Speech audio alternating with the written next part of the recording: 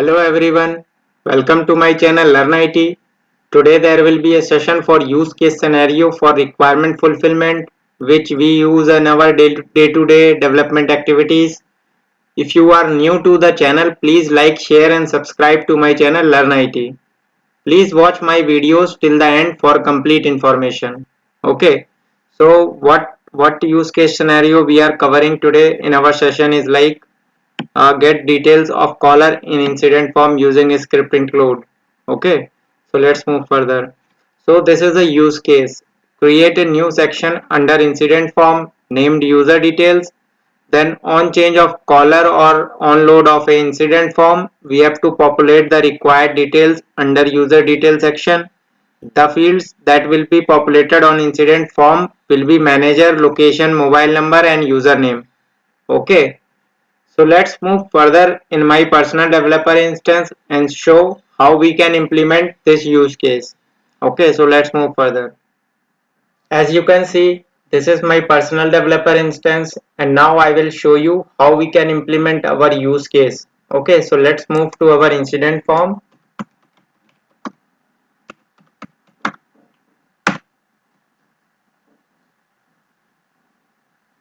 So this is our incident list and this is our incident form. Okay, so we will create one user section here, user details section, just like notes, related records, resolution information. So one more section I will add is like user details. Okay, so let us try to create section and we will create some of the field as well. Okay, so I have clicked on configuration of form layout and like I will add my user detail section now. I will click on new section and I will give name as user details. Okay, now what I will do is like as soon as I have added my section, I will create four field here like I mentioned in our use case. So first field would be manager. Okay, so manager will be reference to user table.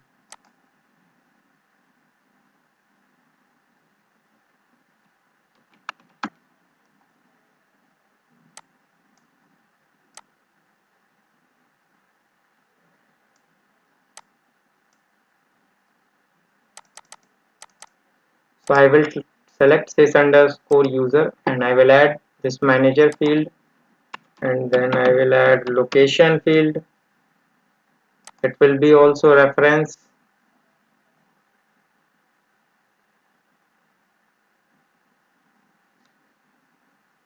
CMN location.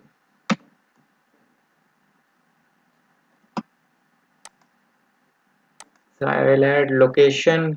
Now I will add mobile number. So mobile number will be string.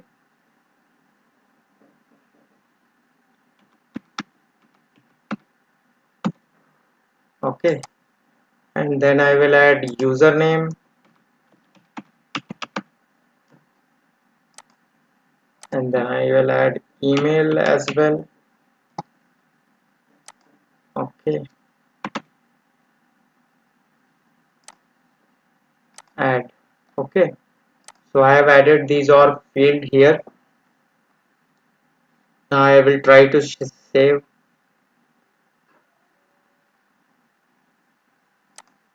Okay, so let us just remove it and let us create location as well as a string field,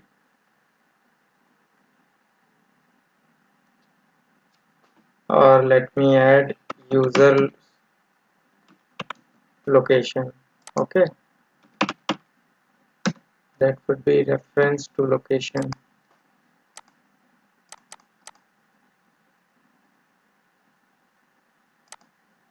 Why the error is shown? Because we already have one location field in incident form. That's why it was not allowing to create another duplicate name as location.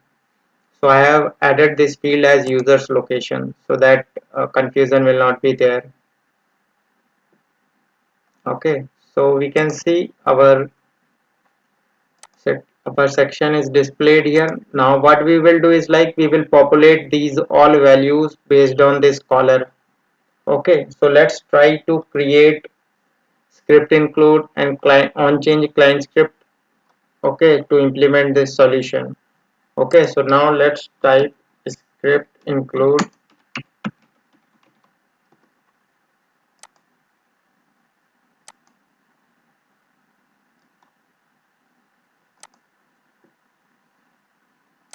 So now I will click on new and I will define my script include name, fetch user details.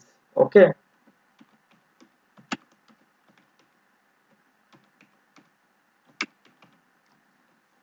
I will select it as client callable, fetch user detail is the script include name, and you can see our existing template has been loaded for script include. And now let's try to create function so that we will call inside client on change client script. Okay, so let's try to create function.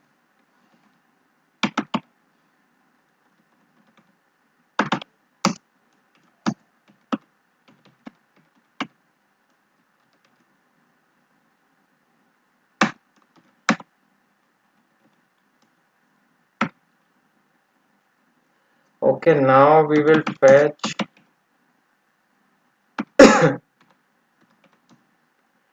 user from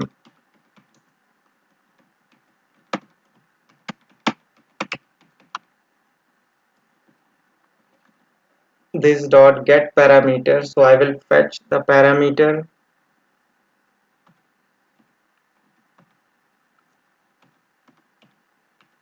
Parameter will be coming from on change client script. So I will show you after creating a script include how we can call this script include in our client script. Okay, so now what we will do is like we will create one object also because we have to fetch multiple values. Okay, so I have created one object here. Now what I will do is like I will query the user table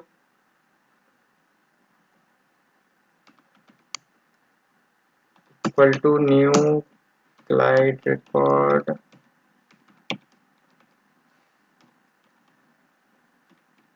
Okay, glide record to sys user.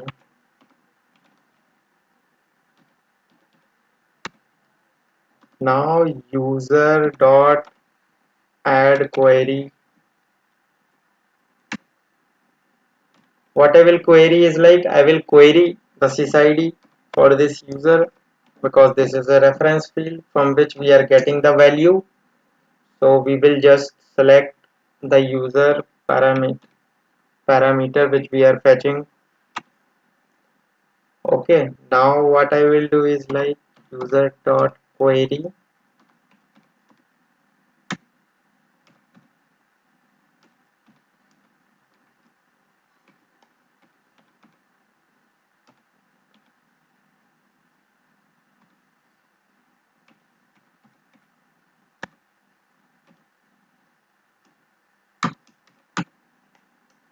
Okay, now what I will do is like I will add whatever values I have to add to send my values to our client script.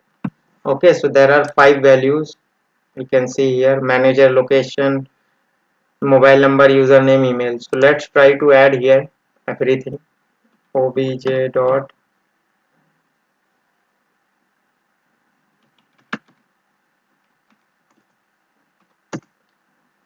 obj dot manager equal to us user dot.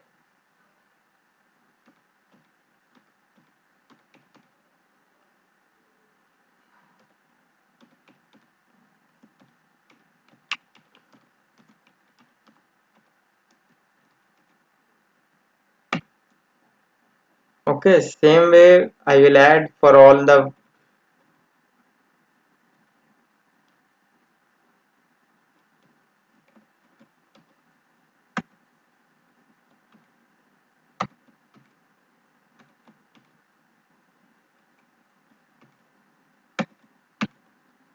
Okay, next, what is there? User's location, mobile number. Location,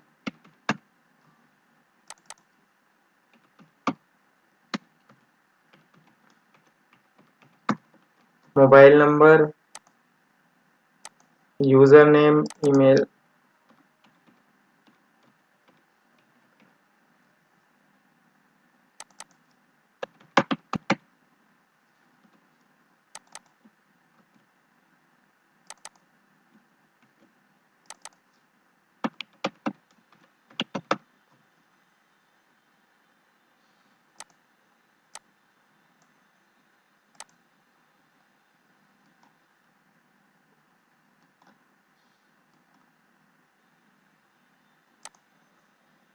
Okay, let's try to open our user list and see what is what is the name of those fields in user table, and then based on that I will select. So I have selected user underscore name and email. Why I will selected? Email is the database name, user underscore name is the field, and we are having mobile underscore phone. So mobile number we will populate. Okay, and we will be having location field. So let me try to add location field under user table.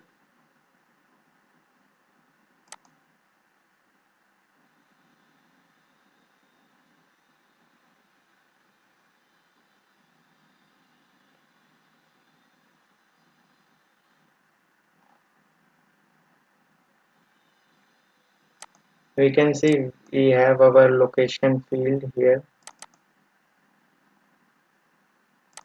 Okay, let me try to save it, and we will get this location also. Location. Okay, so I will add location here. Manager I have already added. Okay, let me try to add manager field as well.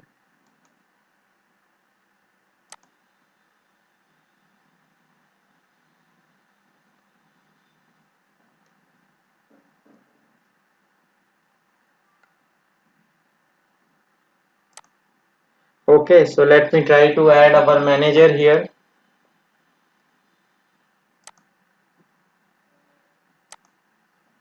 Okay, you can see I have added manager field as well here. So now let's try to update our script include. As you can see, I have created the script, and now what I will do is like I will return these all values in a JSON string.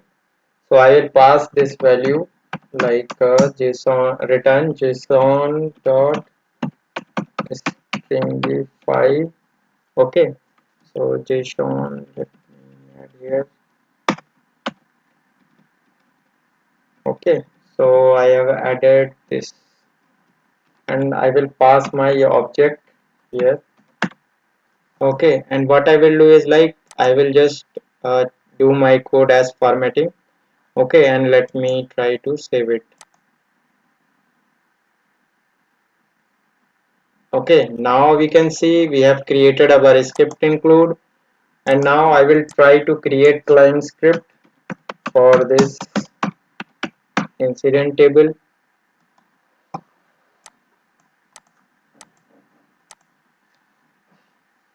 Okay, I will click on new.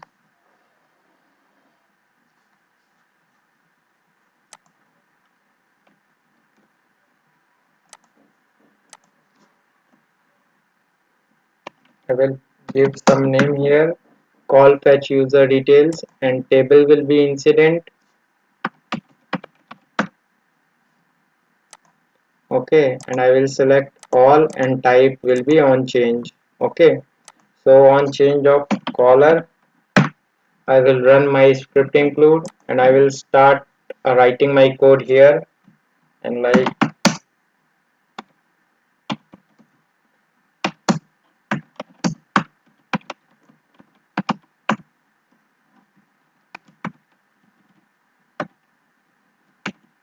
So this is the script include name which I have added.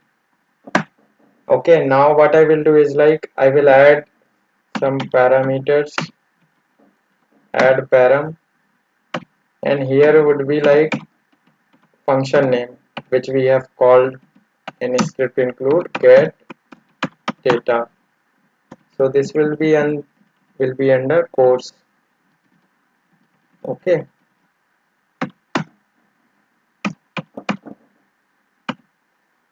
now I will do add param again, and like I will pass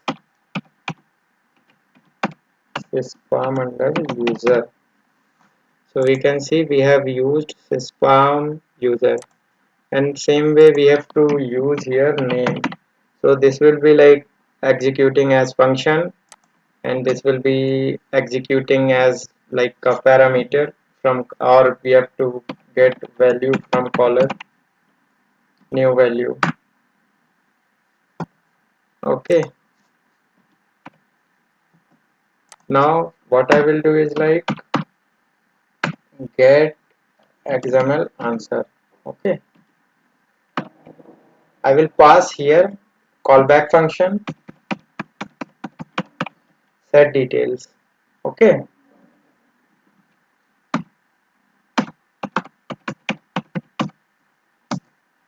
this is the callback function, and inside that I will pass my response, and what I will do is like I will like parse my JSON object, JSON dot parse response. Okay, now what I will do is like I will set my value deform dot set value. Okay, what I can set is like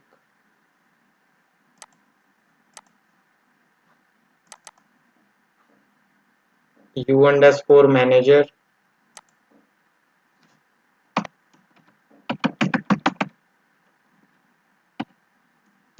Okay, p val dot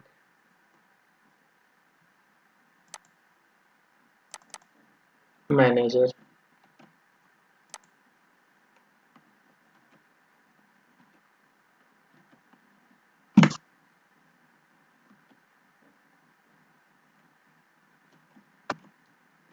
So there are 5 values, so I will set,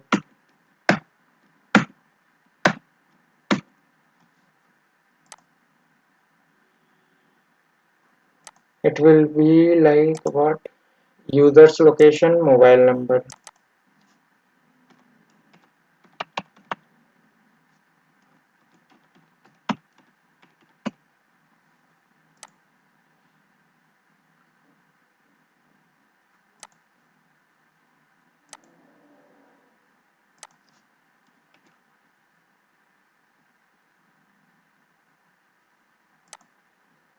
U mobile number,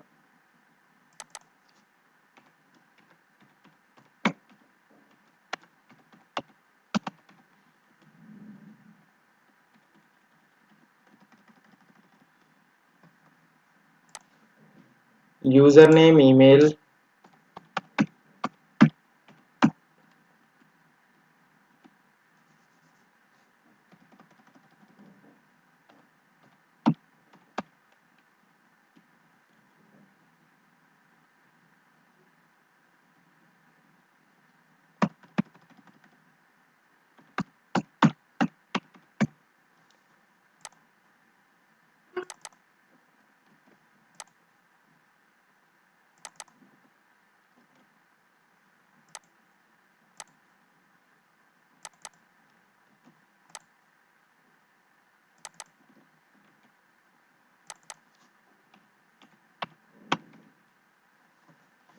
Okay, now we can see I have created my client script. Let me try to save it.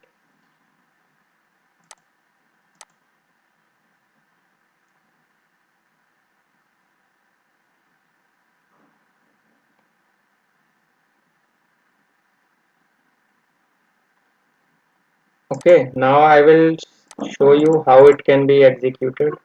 So let me populate here manager as well, system administrator.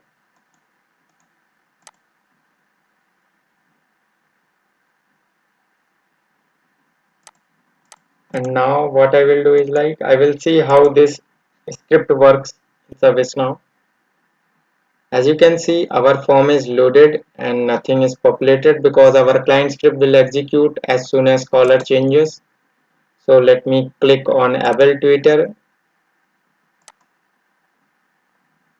As you can see, everything has populated here: manager, user's location, username, email. But mobile number is not populated. Why? Because we don't have any mobile phone at it here. So let me add mobile number. Okay. And let me try to save it and try to execute our client script again.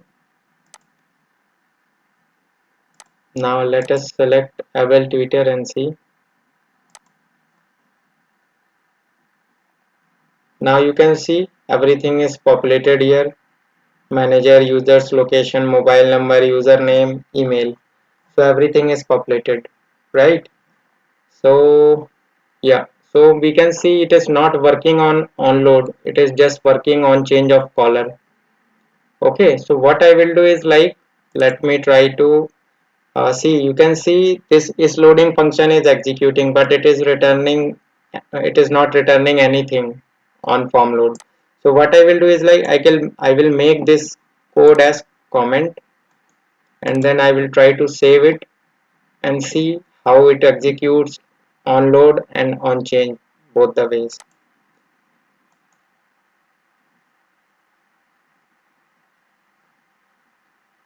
So let me reload the form.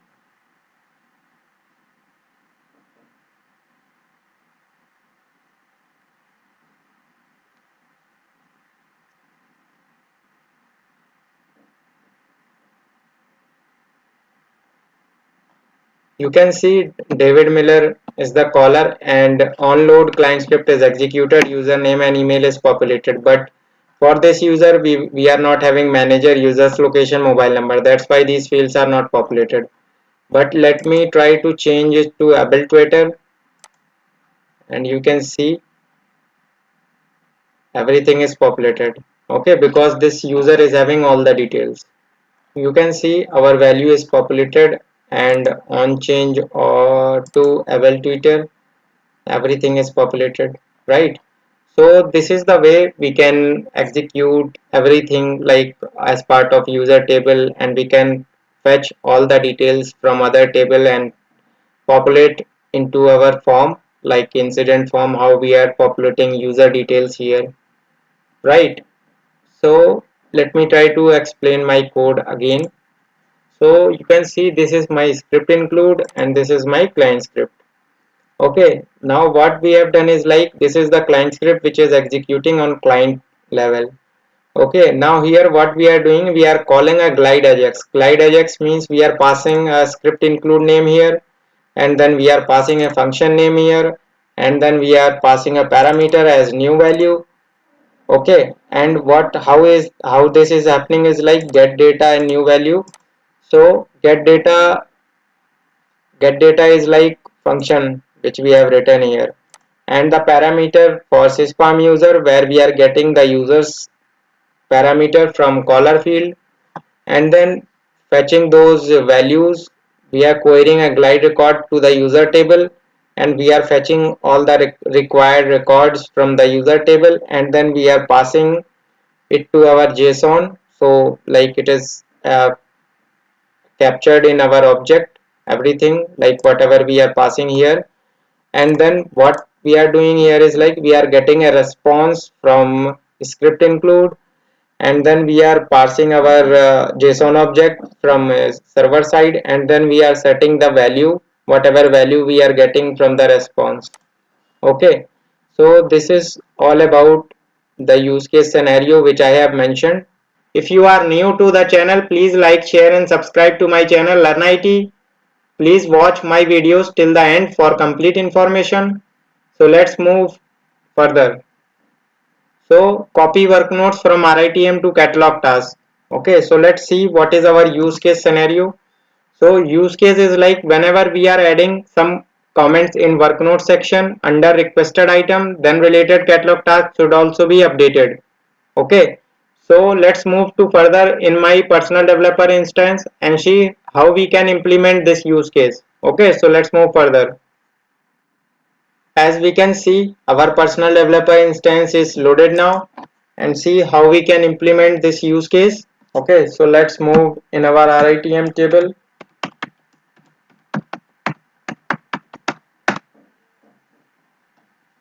Okay, so there are currently only one RITM which is created in our system. So let's try to open it. So let's try to open it in new tab.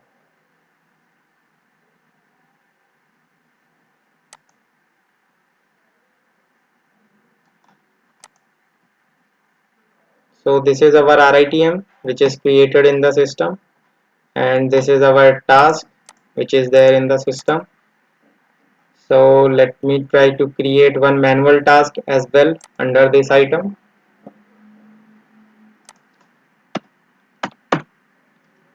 Okay, so I will just create it, nothing.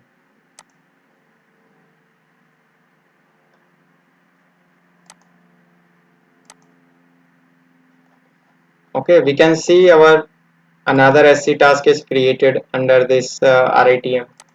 And now what we will do is like we will implement a solution whenever this RITM work nodes is updated. Both the tasks will get updated with parent work nodes. Okay, so let's try to implement how we can do that. So let me try to create business rule. Okay, so business rule, this use case can be implemented. Okay, because we have to update different table using one table. So server side execution will be there, and best according to the best practice we will create a business rule.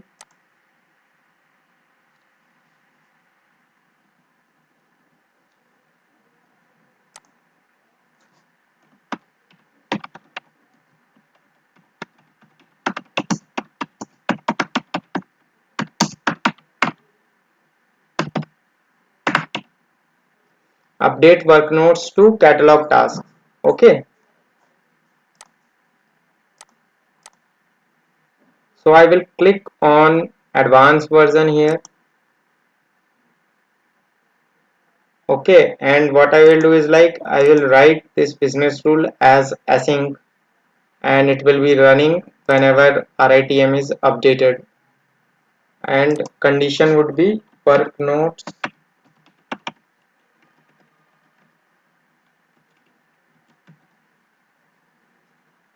So condition is work nodes changes.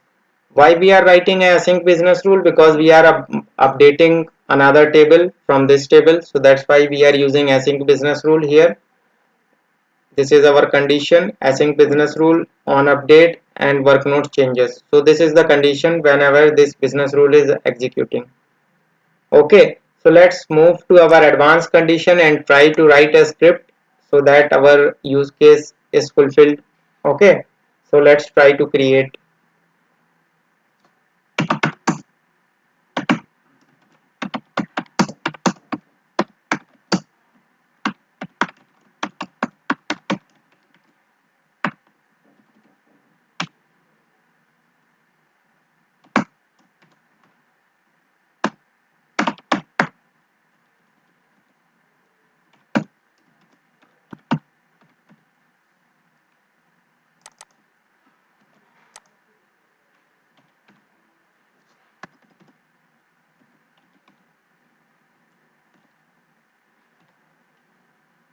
So add query will be like we are comparing with parent for current dot get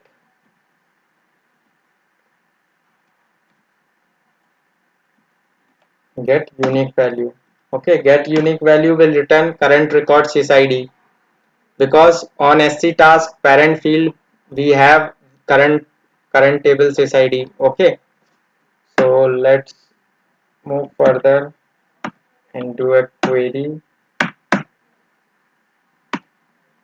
So we will write a while loop here because we have to update multiple records.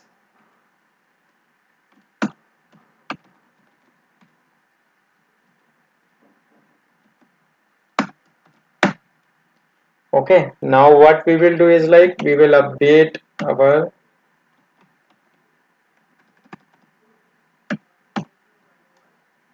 work notes.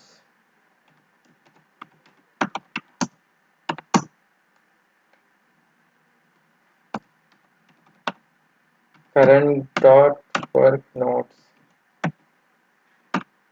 Okay, now sctask dot update. Okay, so this is our script which is written, but still there is a problem in this script. What is the problem?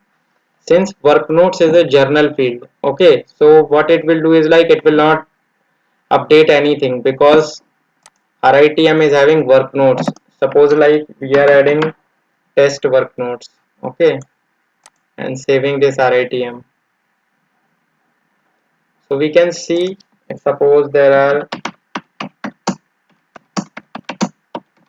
are some more work notes added, okay. So we have test string in the system, okay. So what happens is like currently it will confuse like what to send, whether this work note, whether this work notes, or it will send complete all the details, okay. So what we will do is like if we have to update from latest work notes in task, okay, so what we have to do is like we have to add one more thing here, get journal entry 1. So what it will do is like it will update the latest work notes which is captured, okay. So let's try to execute this code and see how this works.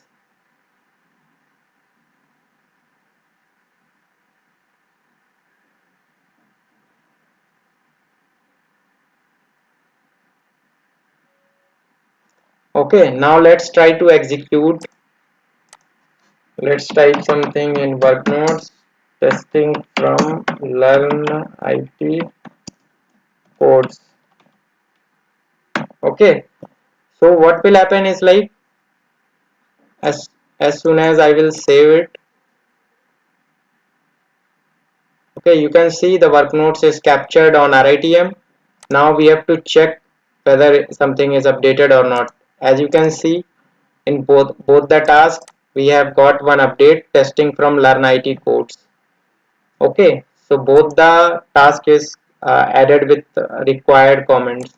If suppose we can add some more comments, we can check whether it is populating correct or not, whether it is providing latest entry or not, right?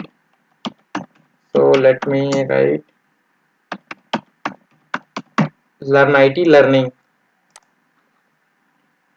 Okay, so this is our latest comment work notes which is added, and we can see our latest work notes is added in catalog task as well. Okay, so this is like a most common use case scenario which is used for most of the system in our ServiceNow development activities. So this is all about this use case. If you are new to the channel, please like, share and subscribe to my channel LearnIT. Please watch my videos till the end for complete information. So now let's see what is the use case for today. So we have to add our due date after 7 days from today under requested items in newly created field estimated date of delivery. Okay, so now let's move further in my personal developer instance and see how we can implement this use case. So let's move further.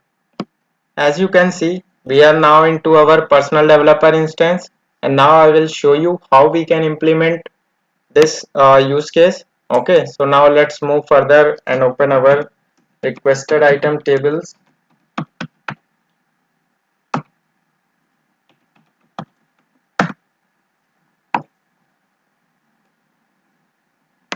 So we can see there is one record existing in our system. So now I will build some solution behind it.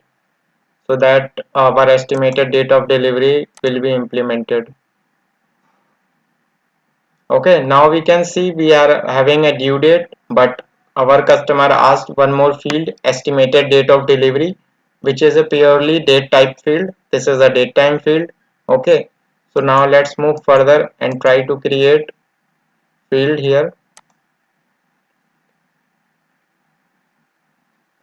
Field name will be estimated time of delivery. Okay, this field will be of type date. Let me add this field and I will add it in proper place.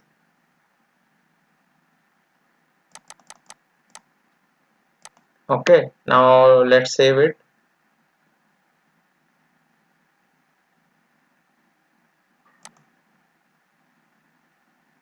And now we can see our field is started displaying here. Okay, now let us build our logic. Okay,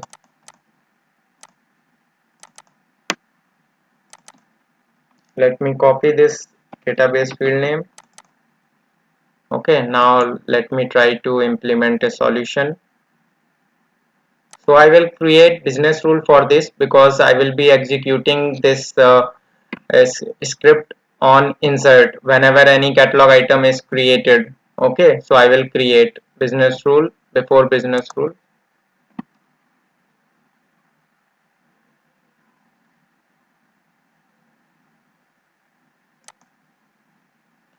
So let me give a name, update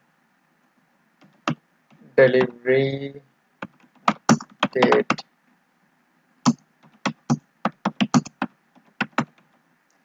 Okay, so now I will click on advanced. I will click on insert. Before insert, I will execute this business rule. Okay, and yeah, and I will write my code. So you can see what I will write in this code. Okay, so where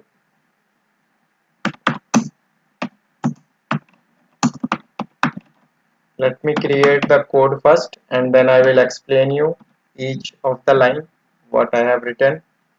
Okay, so now I will add.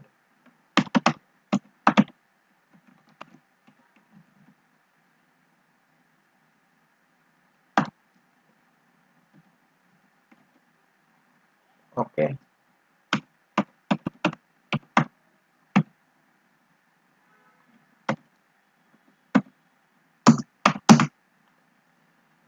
current dot date time field. I have a date field I have added here.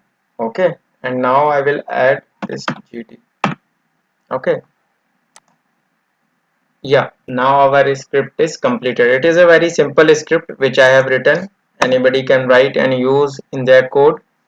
Okay, so yeah, so this is done. So this is the new glide date where it will fetch the current date. What is the date today? It will fetch and it will add number of days onto this variable that is declared, and then this variable will hold the value which is after 7 days from today.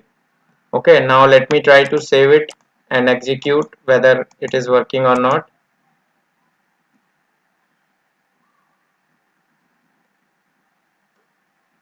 Okay, so I think we have already created this uh, BR. Now let us try to create requested item for Apple iPad. So this is the catalog item. Now I will click on order now.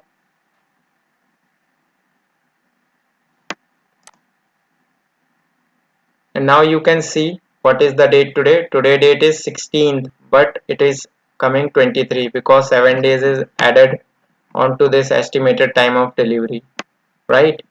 So if suppose some person wants to update current due date field, so they can do that also. I will show you how we can do that. Okay, let me try to update this script again. What I will do is like I will copy same script and you can execute it on date time field. Like I will replace glide date with glide date time, and I will clear the object.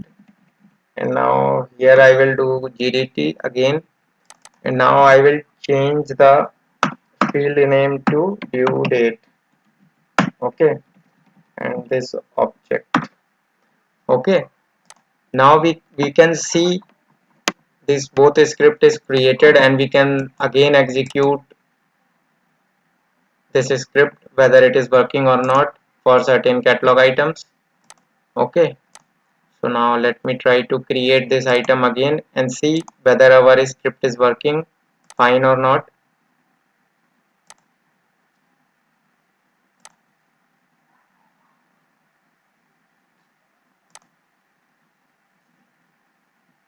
Okay, now you can see estimated time of delivery is set 23 and due date is also set 23 after 7 days. Okay, now you can see when the ticket is opened, 16 July 2022, 7:16:11. So after exactly 7 days, this value is populated. Okay, so this is very small coding which you can do whenever it is required to add any day, number of days on your due date or any field wherever you want to manipulate your dates. If you are new to the channel, please like, share and subscribe to my channel LearnIT. Please watch my videos till the end for complete information. Okay, so let's move further and see what is the use case for today. So we are restricting past date selections on date field. Okay, so let's check what is the use case for this. So this is the use case. We have to restrict the past date selections on date field for planned start date under change request. Okay, so let's move further in my personal developer instance and show how we can implement this use case. Okay, so let's move. As you can see, I have loaded into my personal developer instance. So let's move and see how we can implement this use case. So let's move further. So I will open our change request table from here. Change request dot list. List in caps will open change request list in a new tab. So you can see our change request list will be opening in our new tab. So here we can find there are multiple records displayed here. So we will try to open those change request record.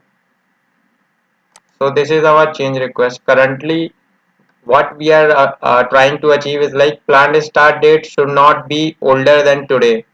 Okay, so as you can see today date is displaying here is 16th July. Okay, so it should not take before 16 July, it should only take after 16 July or 16th. Okay, so we can see like 13, we are selected as 13, so it can be selected. Okay, nothing is showing as alert and it can be saved also. Okay, for this implementation, so I will create a UI policy and implement this like you should not be able to add previous date from today. Okay, so let me try to implement this validation. So I will create a UI policy for this. So configure UI policies. So I will try to create a new UI policy here.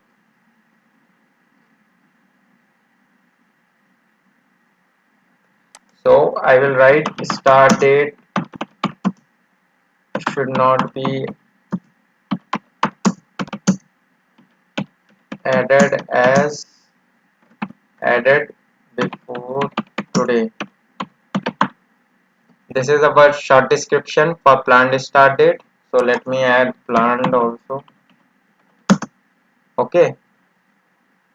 Now what is the condition here? Condition would be planned start date should not be like planned date is before today. If it is before today, so we will add a script for this execution. If suppose planned start date is before today. Before today means it will execute a true. So let me write a true condition here. It is before today. So we will write an alert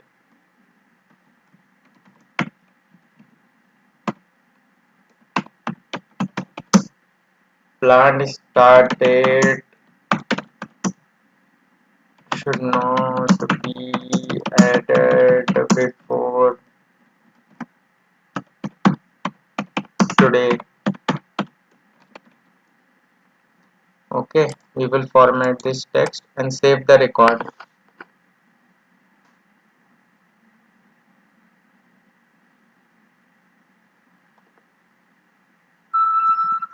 Okay, so this record is saved. Now let's check what is happening on our change request form.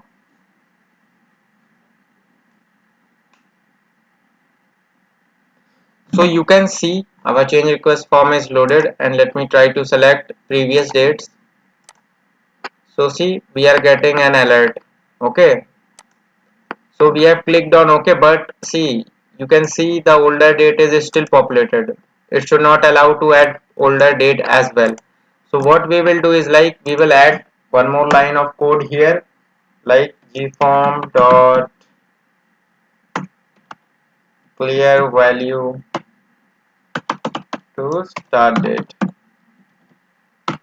Okay, so let me try to save this.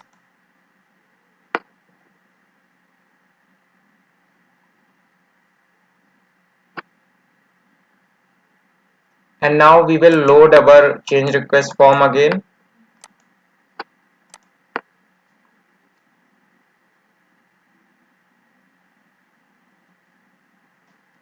And you can see it is loaded now. And like I will try to select older dates. So suppose I am selecting 13. This error is coming and this value will be cleared out. Okay, now let's try to select future dates. So future dates will be populated. No alert will be shown because the condition is before today. So it is executing false. In false section we didn't write anything, so it will get updated. Okay, so this is all about this use case. So this was very easy and usually used in many process in ServiceNow. If you are new to the channel, please like, share and subscribe to my channel LearnIT. Please watch my videos till the end for complete information. So now let's find out what is our use case. So we have to send email as recipients in CC or BCC. Okay, so now let's check what is our use case. So we have to add external users as CC or BCC under incident creation notification. Okay, so let's move further in my personal developer instance and show how we can implement this use case. So let's move further. Okay, as you can see, our ServiceNow instance is loaded here, and let's try to implement this use case. Okay, so let me try to create use case for incident table. So let me search incident table here, incident.list. So you can see our incident list is loaded here. Suppose let me take a new record here, and we will try to create a notification where we will add CC and BCC to the external users. Okay, so CC is like copied and BCC is like blind copied. Okay, so let's try to implement this solution. So we will check our incident creation notification that is already created in ServiceNow. So we will find where is that UI policy notifications, incident creation.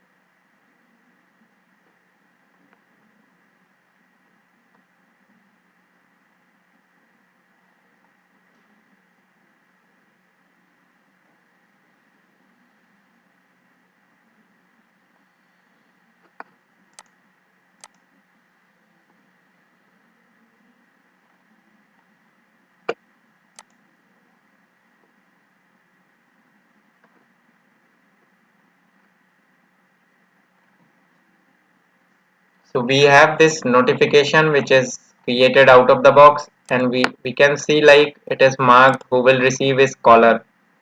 Okay, so caller is fine, but let us do one more thing, like we can just create CC and BCC thing here. Okay, so this is out of the box thing which we will not touch much. Okay, so we will try to create notification email script. Okay, so let me try to open this in new tab, and let us try to create email script where we will define our CC and BCC user. Okay, so let us try to create notification script.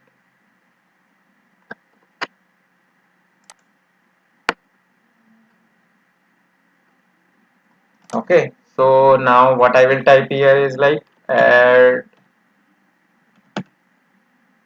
CC or BCC. Okay, now I will write my code here. Email dot add address, and there are like multiple parameters: type, address, display name.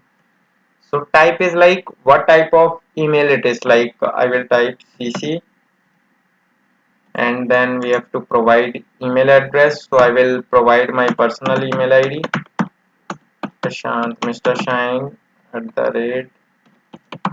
@gmail.com. Okay, you can see Prashant Mr. Shine @gmail.com. Okay, and we have to write display name as well.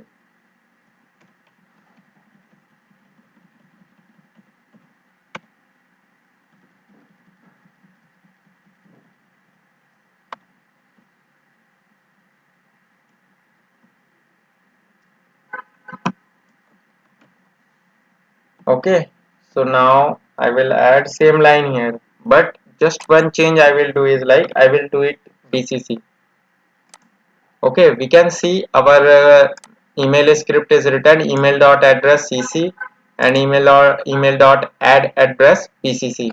So we can check how this CC and BCC will happen, and how we can use this email script in our notifications. Okay, let us try to create this email script. Now we will see how we can call this email script. So see, there is already one email script called here. Okay, so let me just add anywhere.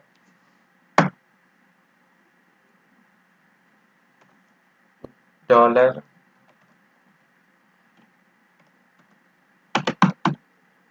mail hyphen script. So this was our mail script which was added. Okay, so let me try to save this. So what we have done is like we have created one email script, and this email script has been added to our notification template for body. Okay, so we will see here our script is added here, and now we will try to create a new incident. Before that, I will open email logs and check whether we are getting any CC or BCC or not. Okay, so we can just add the field here, copied, blind copied. Okay, so let me click on OK, and we will see we will not get any copied or blind copied any of the email. Okay, now let us try to create our incident and see what happens.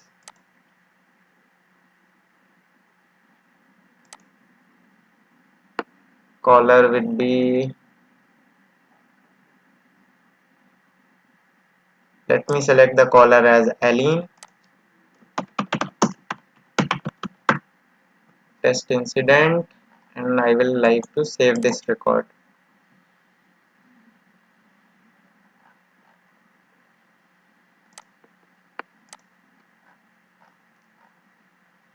Okay, this record is saved, and now let us check.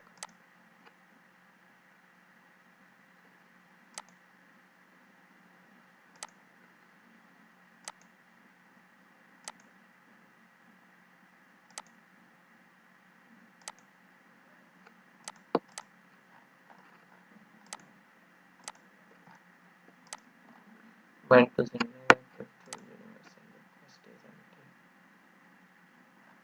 I think this record is not saved. Let me try to save it. Okay, so let me check what is the invalid update.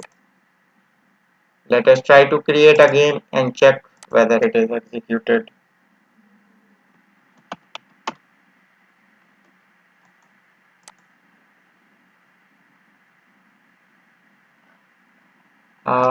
Invalid update.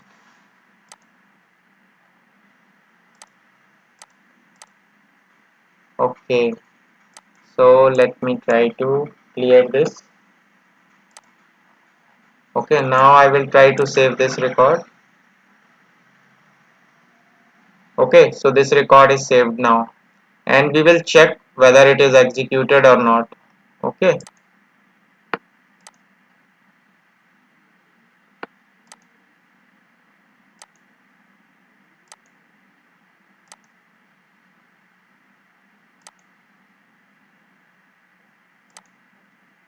you can see I have generated this record, and you can see we are getting a copied Prashant Mr. Shine at the rate gmail.com and blind copied also Prashant Mr. Shine at the rate gmail.com.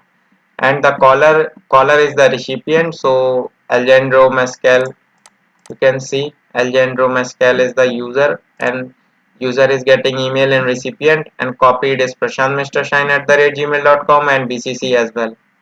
Okay, so this is all about this use case which I have implemented, and many client would have been asked this kind of requirement.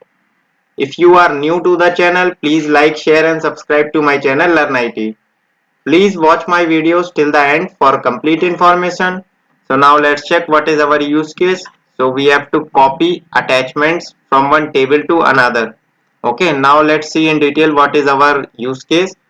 So we have to copy attachments from incident table to the problem table. Okay, using our checkbox send attachments. Okay, now let's move further in my personal developer instance and show how we can implement this use case. Okay, so let's move further. As you can see, our ServiceNow developer instance is open now, and let's try to implement the use case.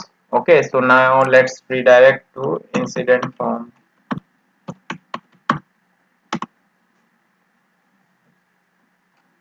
Okay, this is the incident form, and what was our use case is like we will create a checkbox send attachment on incident form, and then as soon as that checkbox is checked, our incident attachment will get copied to problem table attachment. Okay, now let's see how we can implement those.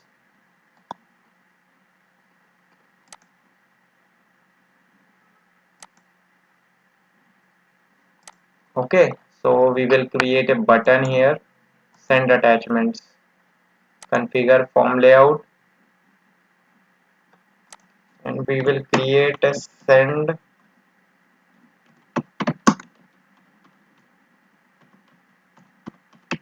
attachments. Okay, I will add this type as true or false. Okay, this will be added before and split. Okay, so I will click on save, and we will see our button is displaying. A button will be starting displayed on incident form.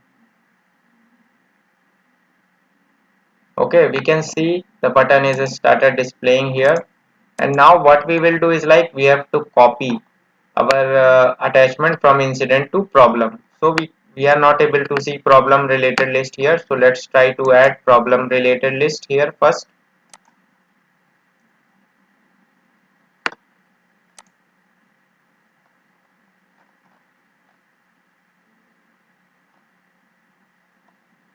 Problem.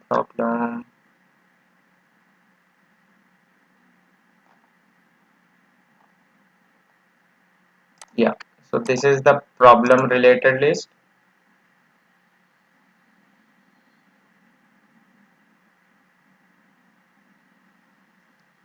Okay, so you can see our problem related list is added here. So let me try to add couple of problems record. So as per the process, one incident will have mostly one problem. Okay, so let me add a single problem record here.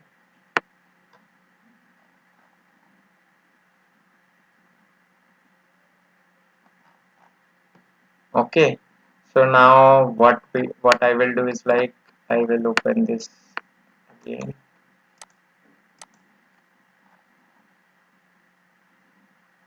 So we will create a business rule here to copy our attachments to problem table.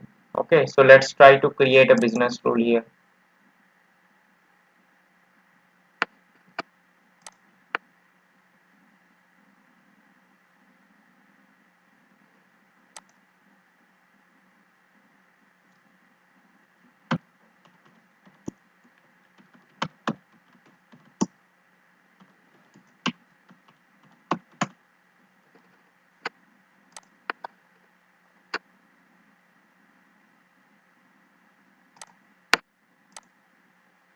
So what condition I will add here is like send attachment.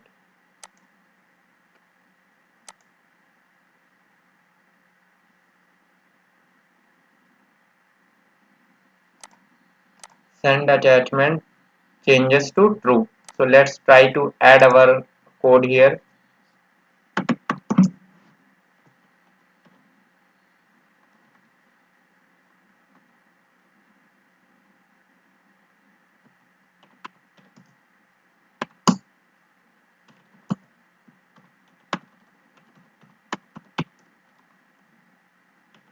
I will add problem. Okay, copy dot add query. So what I will check here is like parent field will be populated with incident number. Okay, so we will check here current dot get unique value through which the incident identification is done. Okay, so yeah, current dot get unique value. That's fine. Now copy dot query if copy dot next.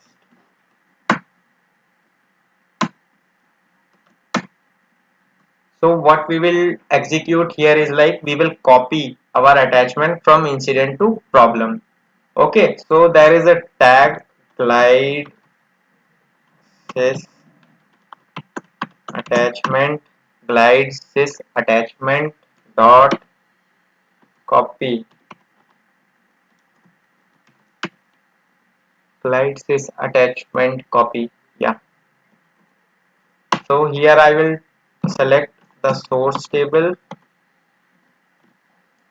Okay, source table is our incident. So we will add our sysID as well for this particular get unique value. Okay, so this is our source information like incident and incident sysID. Now we will provide destination table name and its sysID. Okay, sysID how we will fetch for problem copy dot get unique value. So we can see our code is written here and we are copying from incident to problem table. So we have defined incident table and its sysID, problem table and its sysID. Okay, now let's try to execute this code whether it is working fine or not. So let us try to load all the forms.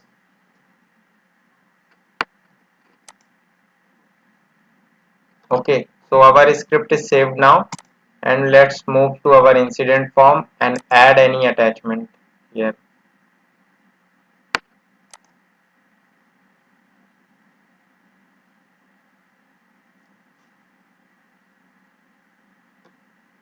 Let me find one of the attachment. Okay, So let me select this image.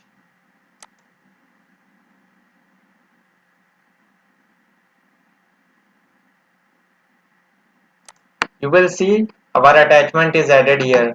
Okay, but let us check whether it is attached to problem or not. So it is not attached to our problem record. Why? Because our send attachment button is not checked. Okay, so let me try to check this button and click on save. Okay, now let's check our problem record here. What happened? Now let us try to reload this problem record, and you can see same attachment is copied to problem record, right? So this is very good feature and how I have implemented this. If you are new to the channel, please like, share and subscribe to my channel LearnIT. Please watch my videos till the end for complete information. Okay, so now let's see what is our use case. So use case is like show or hide form sections under some conditions. Okay, so what is our use case? We have to show or hide our form sections under some conditions which I will show. So let's move further in my personal developer instance and show how we can implement this use case. Okay, so let's move further. As you can see, ServiceNow developer instance is loaded here. Now let's try to implement our use case to hide form sections under some conditions. So I will show you how we can do that. So this time I will select problem table.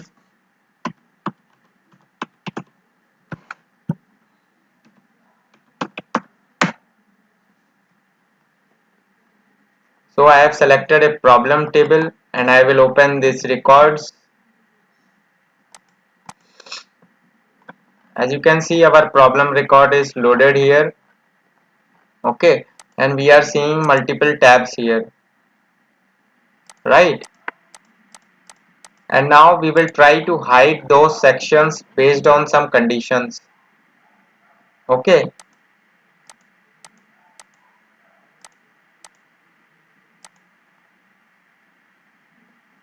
so now what I will do is like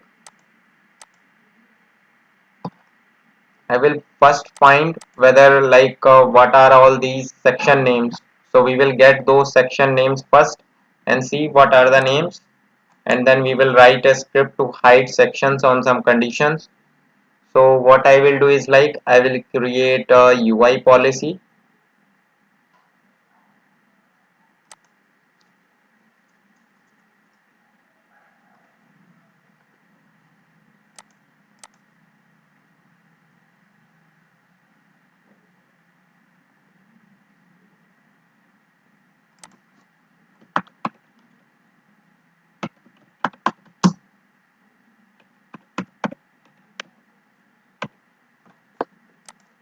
Now we will select here priority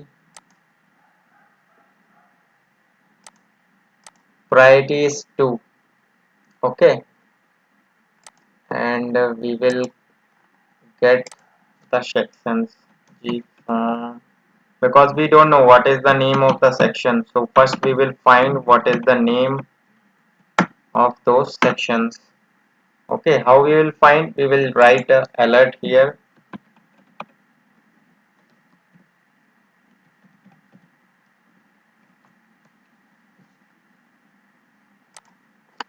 Okay, so this is the alert which is written, and we will get the section names from this line of code.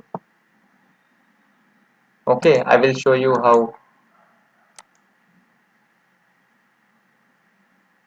Okay, now priority is 5. So let's try to change our priority to. So our priority is set as 2, and we are getting like notes, analysis information, resolution information, other information. These are the 4 tabs which will be displaying here. So we will be hiding one of the section like analysis information. So we will hide this analysis information section whenever priority is set to 2. Okay, so we will just copy this section name Okay, and now we will add a condition. A condition is already added anyhow, so I just want to add single line of code here. Gform dot set section display. Set section display. Okay, we will define here our section name, and then we will define what to do as part of set section display. So we have to do section display as false, like it should not be displayed on those conditions. Okay, and now I will save this UI policy.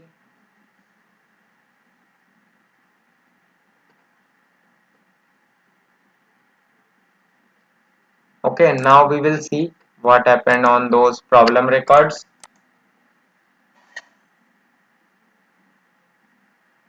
Now let's try to change our priority to 2 again.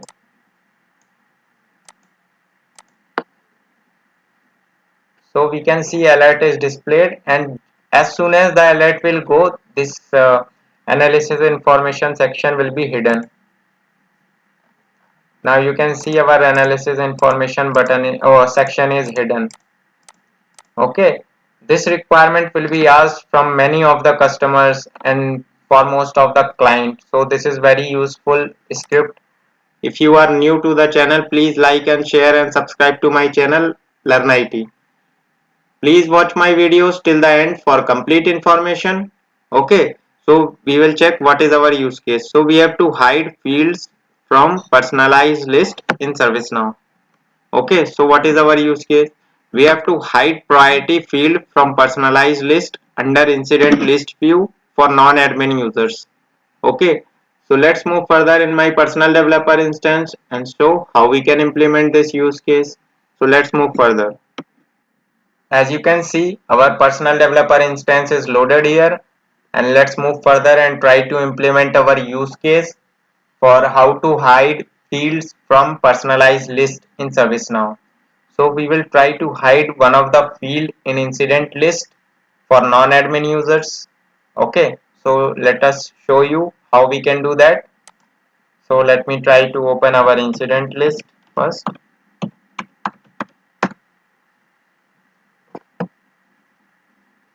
And for this use case implementation, we will be using ACL. Okay, so our list is this showing here. Okay, so this is admin user, and as an admin user, I will see the priority field is already added here.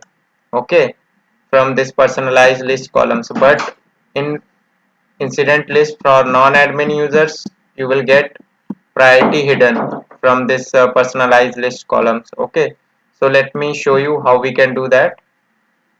First, let me try to remove this priority from left here. Okay, so for creating ACL, what we have to do is like we have to do a elevate role. We have to click on security admin checkbox. As you can see, it is written grant modification access to high security settings, allow user to modify the access control list. So we have to create a access control. For that, I will click on elevate role security admin as checked.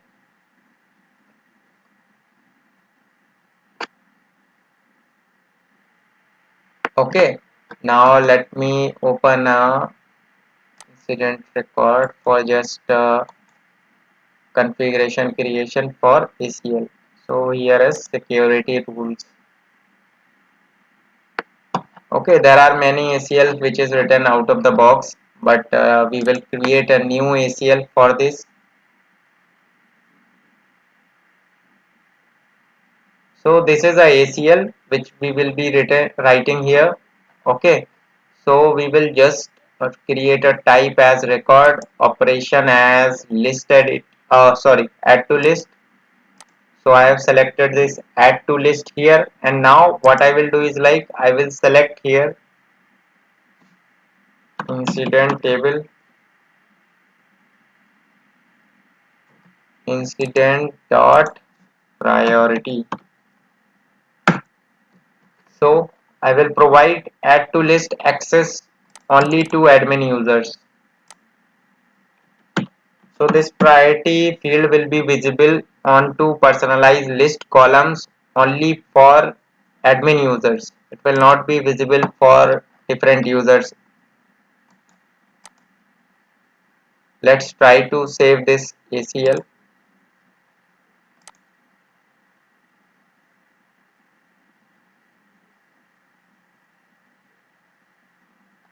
Okay, so this ACL is created and I am the admin users, so the impact will not show to me. Impact will be shown who would be the non-admin users. So let us try. You will see the priority field will be visible to me. Priority. Okay, now let us try to impersonate. First, let me remove this from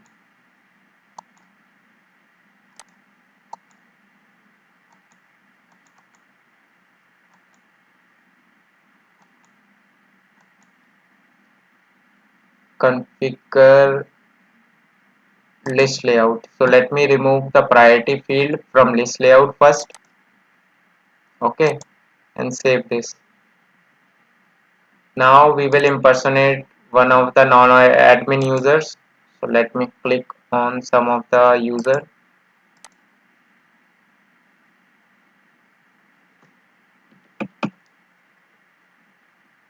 So suppose I am picking this user.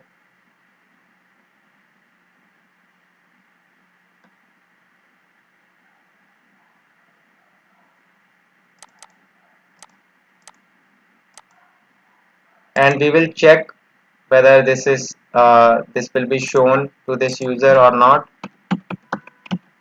We will see incident dot list here. Okay, so this is our incident list and no record is created for this user. Okay, so now let's try to check on personalized columns. So we will not be able to find priority here. See, this is the P. We are not getting parent dot incident probable cause problem, but we are not able to find priority field here because we have hidden it for non-admin users. If you are new to the channel, please like, share and subscribe to my channel LearnIT. Please watch my videos till the end for complete information. Okay, so this is our use case. Hide button from related list under RITM record in ServiceNow. So let's move further and see what is the use case.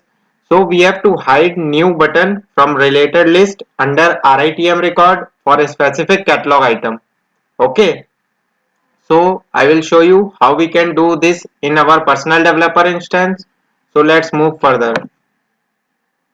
As you can see, I have logged into my personal developer instance and now I will show you how we can implement our use case in ServiceNow instance for requested item table. So let's move further.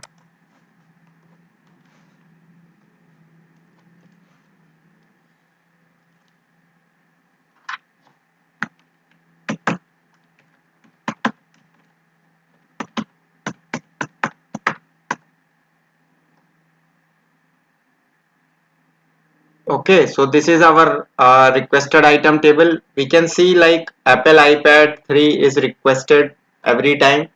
So let me try to create new item first. So let me find another items and raise, because I will show you what is the implementation which is required as part of this use case. Okay, so let me click on access.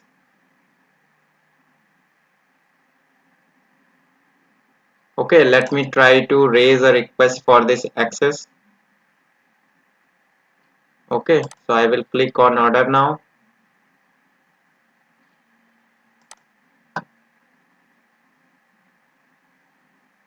And we can see now access item is raised. Okay, now we will just refresh this list. Okay, now what I will do is like I will try to create a related list control for new button. So how I will do is like this is the requested item table, and you can see we are having a new catalog task button. So we will restrict, as part of access, we will restrict the creation of new catalog task under RITM. Okay, so I will omit this particular new button for this particular item. Okay, if item is access, then this new button will not be visible. But if item is any other from access, this new button will be visible. Okay, so how we can achieve this, I will show you. So you can see we are having a configure list control, right? So under requested item form catalog task related list, we are opening a configuration for list control. So let me try to open a list control. So we can see there are like omit new button here. Okay, and we have to do a condition base. Okay, so what we have to do is like we have to like enable the scripting section for new button.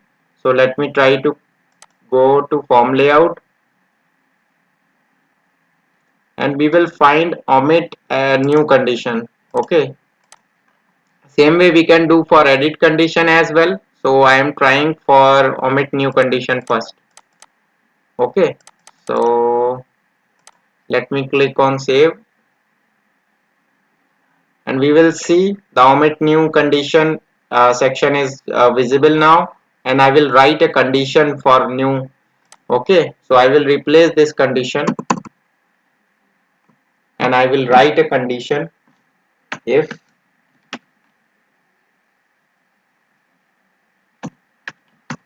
why I am using a parent, because this request is for SC task. This is the related list SC task, but parent is requested item. And what we are doing is like this new button will be hidden whenever any item is for parent list.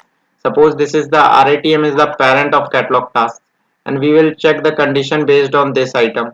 That's why we are adding a condition as parent dot item. So what is the database name? We are finding a cat item. Okay, and let me copy this sysID for item, and let me try to add a condition here. Parent dot cat underscore item. We will check the access item. Okay, now I will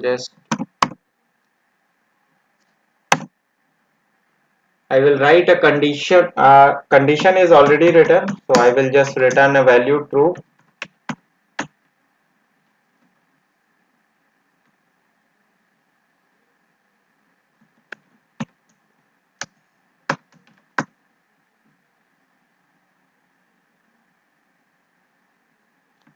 Answer equal to false, and we will check how it is executing right now, whether it is executing correct or wrong. So let us see.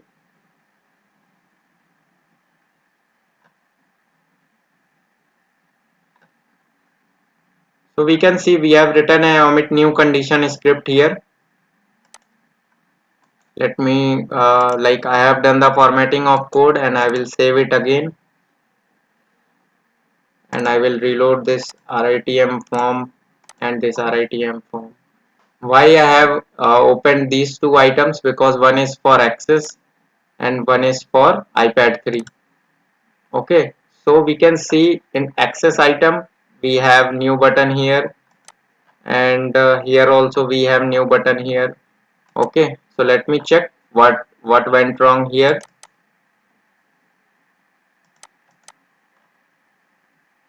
Okay, so you can see I have missed database value name incorrect. So I will add cat underscore item. Okay, now I will save it and reload my form again.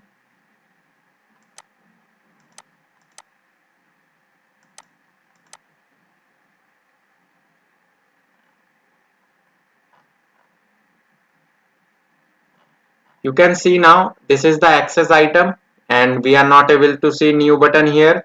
But if we redirect for Apple iPad 3, we can see the new button here. Okay, I will try to reload it again, and you will see the new button is visible under catalog task. So if you are new to the channel, please like, share and subscribe to my channel LearnIT. Please watch my videos till the end for complete information.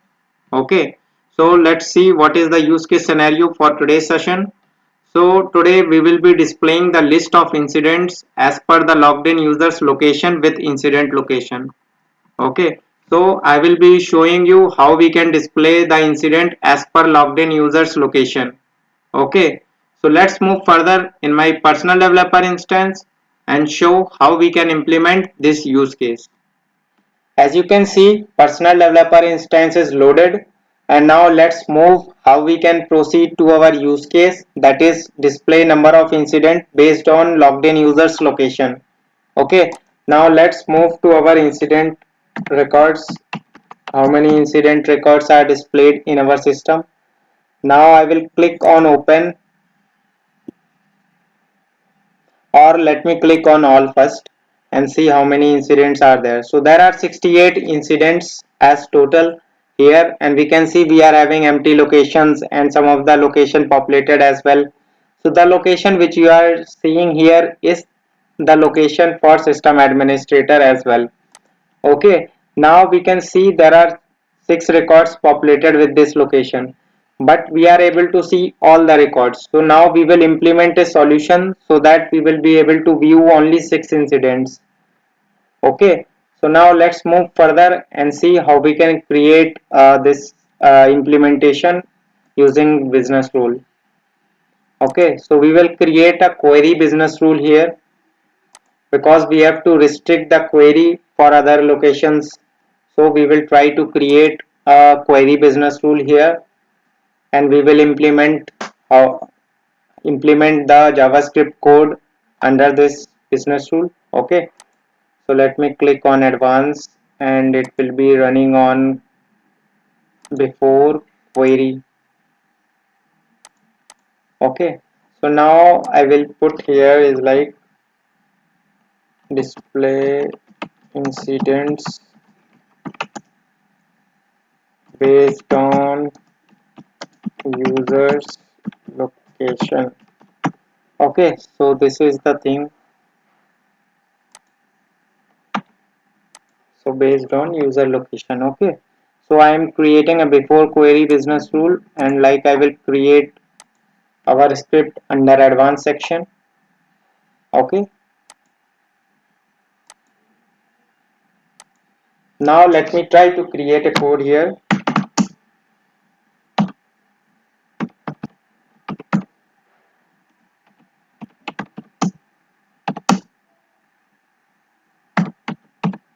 So here we will get user ID, the logged in user ID. So you can see we will get the sysID of current user. Okay, so now let's try to create our slide record.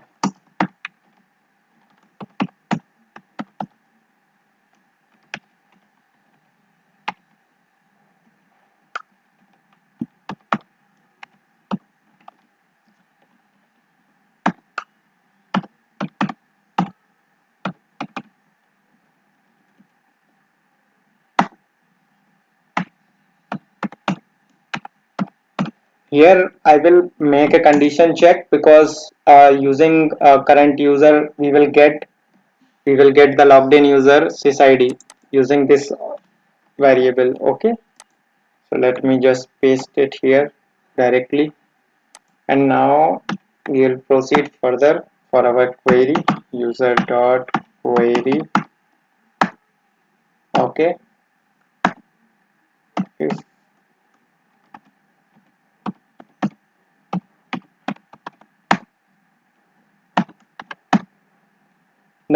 now it comes the best part, like or you can tell it as a tricking part.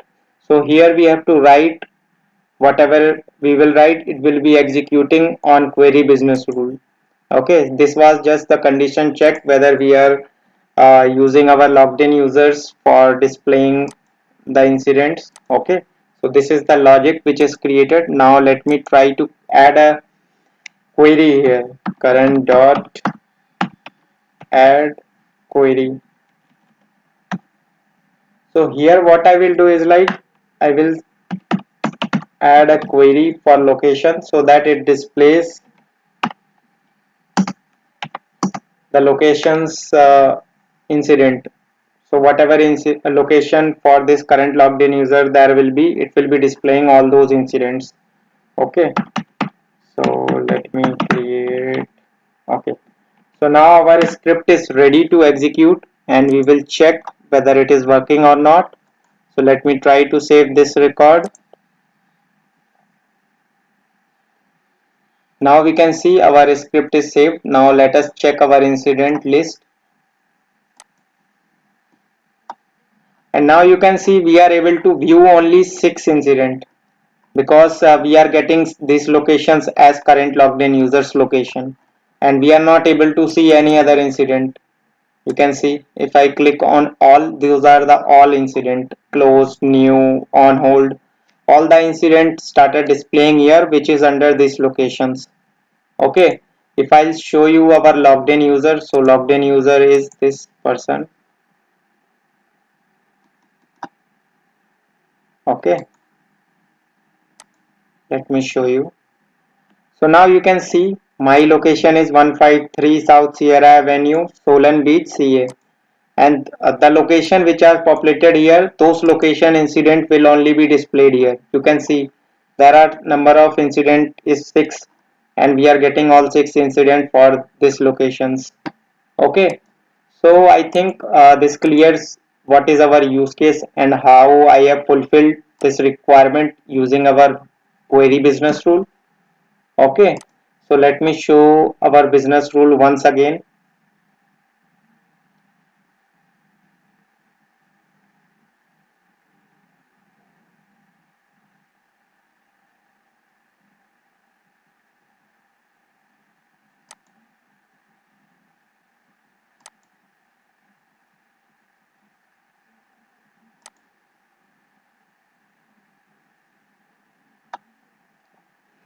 You can see what are the steps I have followed here. First, in this line I have fetched the current logged in user. So here I will fetch the sysID of current logged in user. Okay, now whatever sysID I will get from logged in user, I will query the user table and check whether the same user is available in system. Okay, and as soon as it gets the user and it will checks the location. So here we are getting the usr dot location. Here we are getting the location of this logged in user and we are adding a query for this incident table here, and then the query is set as like location equal to user dot location. So it is displaying those number of incidents related to this particular location. So if you are new to the channel, please like, share and subscribe to my channel LearnIT. Please watch my videos till the end for complete information. So let's see what is the use case for today's session. So we will be displaying process flow formatter as per state in incident form. Okay. So let's move further in my personal developer instance and show how we can implement this use case. Okay. As you can see, our personal developer instance is loaded in screen. Okay, so now let's move and see how we can implement this use case process flow formatter for incident table based on state values. Okay, so now let's move further and try to create those process flow formatter. Okay, so now let's check on our incident whether we are having any formatter or not. So we can see our incident. Let me try to open an incident here. So we can see we are not getting any process flow here. We have to just go to our state and check whether which state the incident is in. Okay. So now what I will do is like I will create process flow for this particular incident table. Okay. So now you can see how I will do this. Okay. Please follow this video one by one. Okay. So we have to type here process flow. Okay, you can see under system UI we are able to find process flow. Now I will click on this. Okay, now I will check whether any existing process flow is generated in the system for incident table or not. Let me check. So we can see we are not having any records with the incident table. Okay, so we will try to create those process flow formatter records here, and then I will show you how it will be displayed in our form. Okay, so let's try to create those. So we will click on new button and you can see our configuration form has displayed here. Okay, so now let me try to select incident here.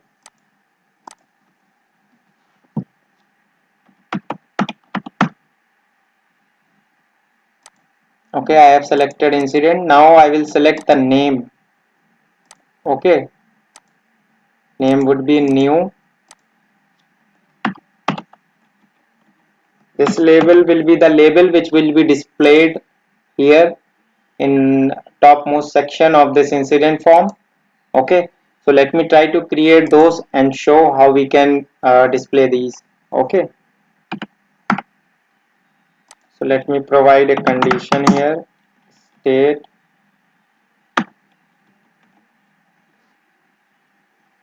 State is new.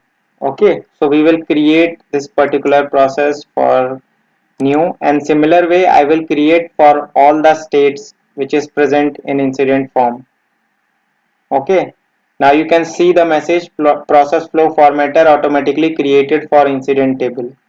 Okay, so we will add that in our incident form, but let us try to create other options condition as well. New, in progress, on hold, resolved, closed, cancelled. So let me try to create it fast. Okay,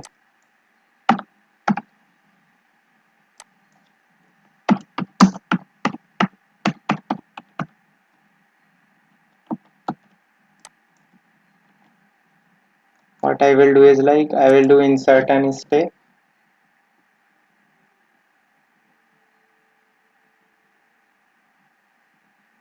Okay, now next is on hold.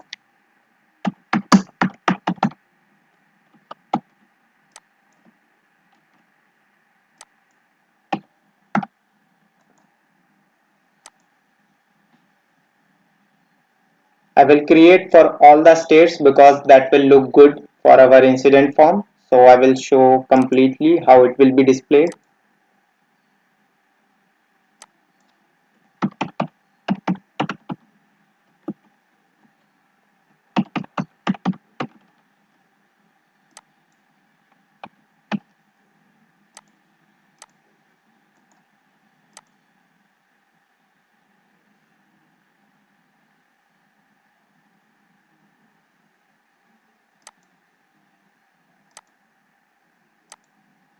Closed.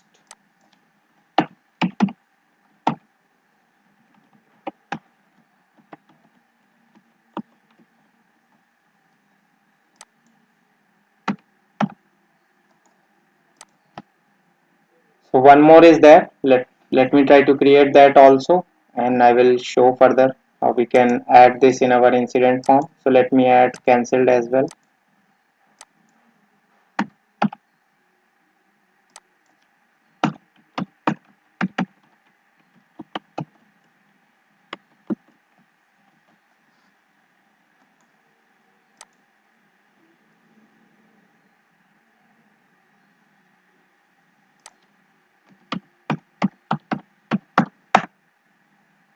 Now you can see I have created 6 records for this incident table. New, in progress, on hold, resolved, closed, cancelled.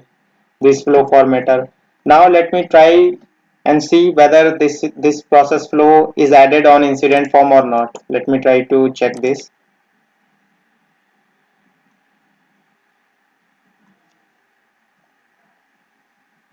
Okay, so we are not able to see the process flow here.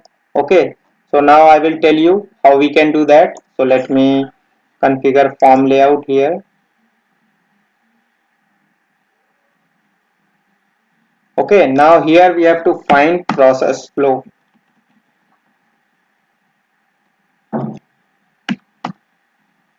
You can see the process flow is displayed here. So let me add this and let me add this as well, so as it can be displayed correctly.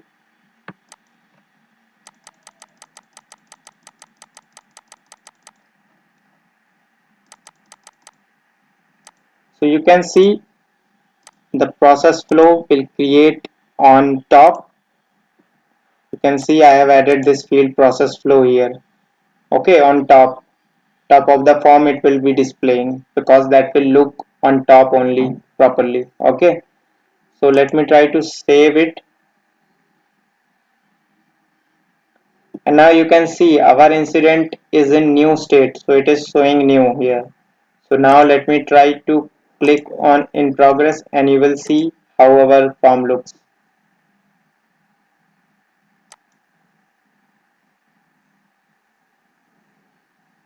Okay, there might be some error, existing error, because some flow is already running on backside of this incident.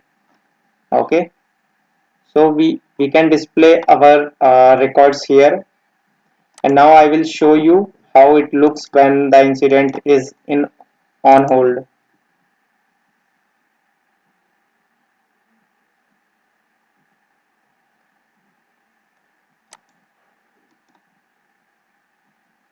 Let me try an open incident list here.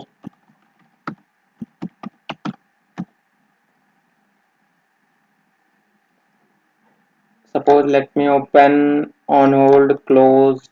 Yeah, here you can see the state is new, so we are getting the process flow at new, and you can see the incident is in on hold state. It is set as on hold, and in new and in progress already passed, and here you can see closed, new, in progress, on hold, resolved is passed, and we have moved our incident to closed, so it is showing in correct place. Okay, alright, so this is all about process flow formatters use case that will help in much of the use case that will be asked from customer side. So if you are new to the channel, please like, share and subscribe to my channel LearnIT. Please watch my videos till the end for complete information. Okay, so now let's see what is the use case that we are going to implement today. So we will be creating a placeholder for description and short description field under change request form. Okay, so let's move further in my personal developer instance and show how we can implement this use case. Okay, as you can see, our personal developer instance is loaded. So let's proceed further and see how we can implement this use case to set placeholder for change request form under short description and description field. Okay, so now let's move further and show, and I will show you how we can do it. Okay, so let's move further. So let me open change request form first and see whether any placeholder is added under change request or not. So let me try to click on new button.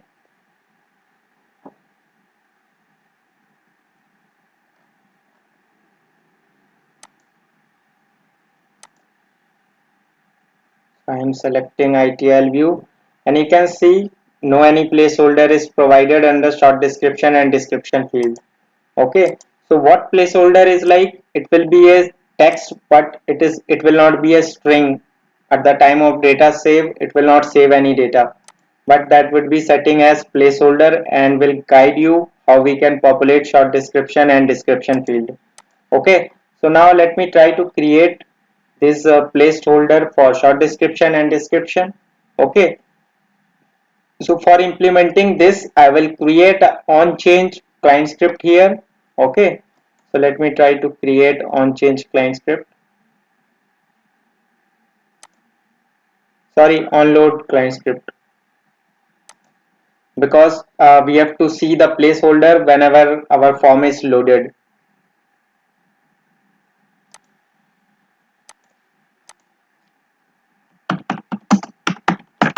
Set placeholder.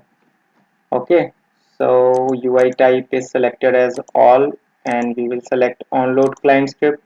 And now here I will write my script which will be executed on short description and description field. Okay,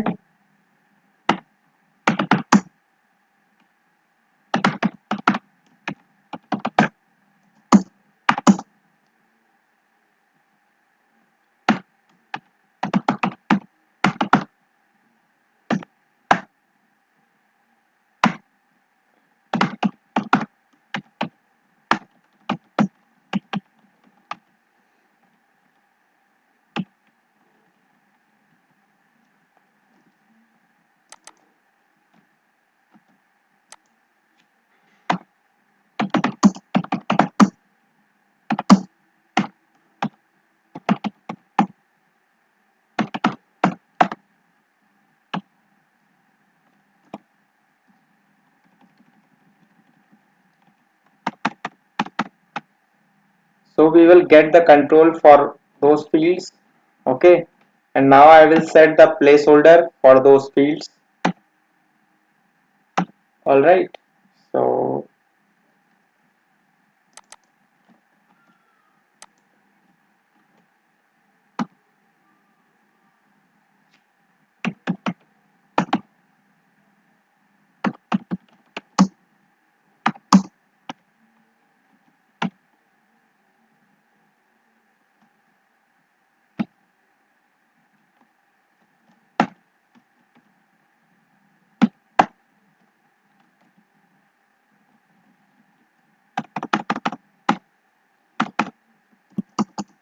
So this way I will add some text on the short description and description. Okay.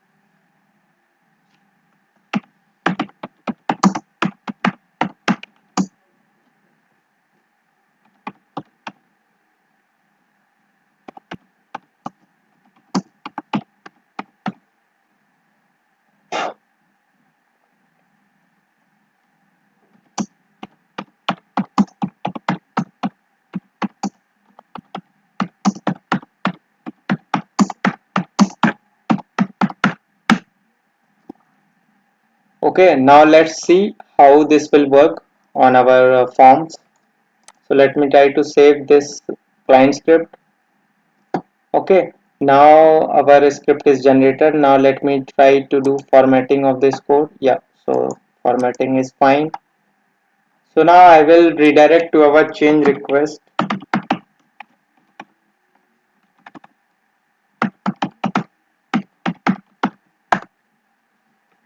So this is our change request, and like I will click on new button and try to create a change.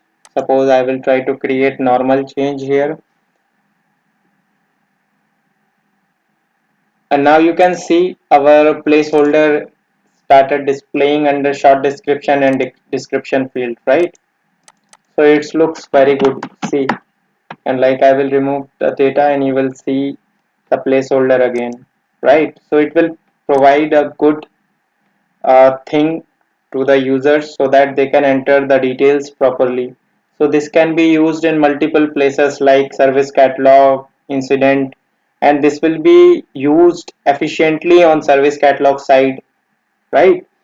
So this is all about this use case scenario for setting placeholder under change request form. So if you are new to the channel, please like, share and subscribe to my channel LearnIT. Please watch my videos till the end for complete information. So now let's see what is our use case.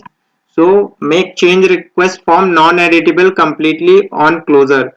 So we will be making our change request form non-editable when the change request is closed. So let's move further in my personal developer instance and show how we can implement this use case. Okay.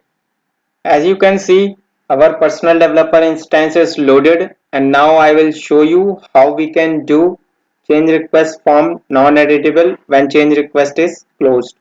Okay, so now let's move further and see how we can do this type of requirement or business use case which will be asked from client many times. Okay, so let's move and see how we can implement this. So let me try to open change request list first.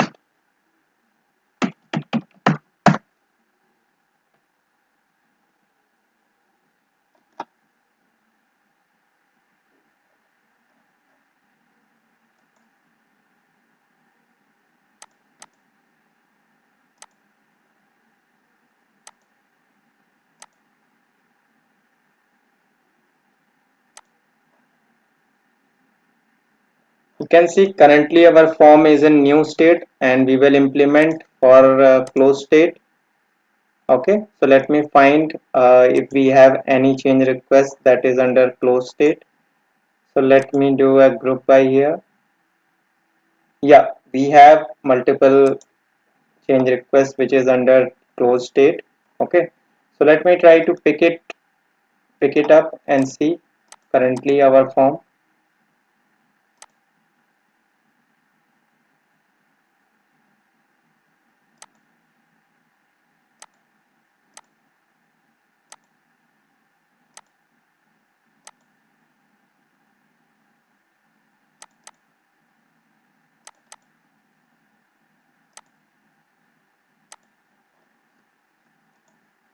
Okay, so currently let me just add some detail here because this change request is not closed correctly.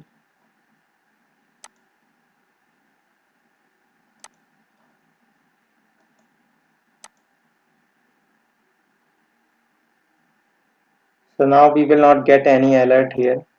So you can see our form is closed, but we are seeing some of the fields editable here. You can see description, short description, editable.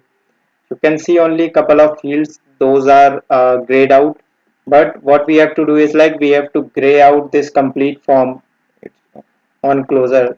The user should not be able to edit anything as part of this change request whenever our change request is closed. Okay, so now let's check how we can implement those. So I will create a client script here, onload client script, and I will write some code that will make a form grayed out completely on closed state.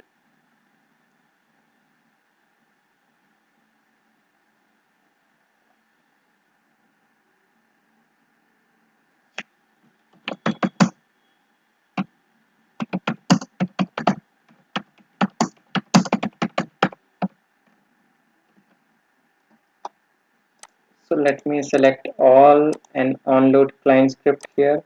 And now what I will do is like I will get the value from state gform gform dot get value state.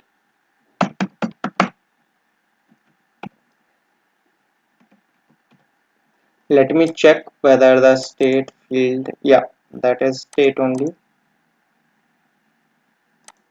Okay, so now let me check the condition here.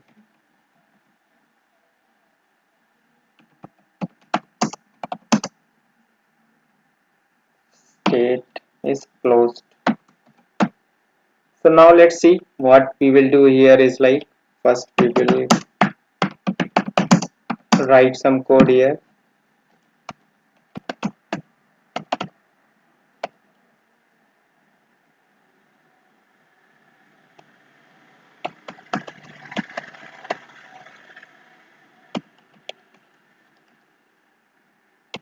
So using this I will be getting all the editable fields which are editable on current form. Okay, now I will create a where loop here.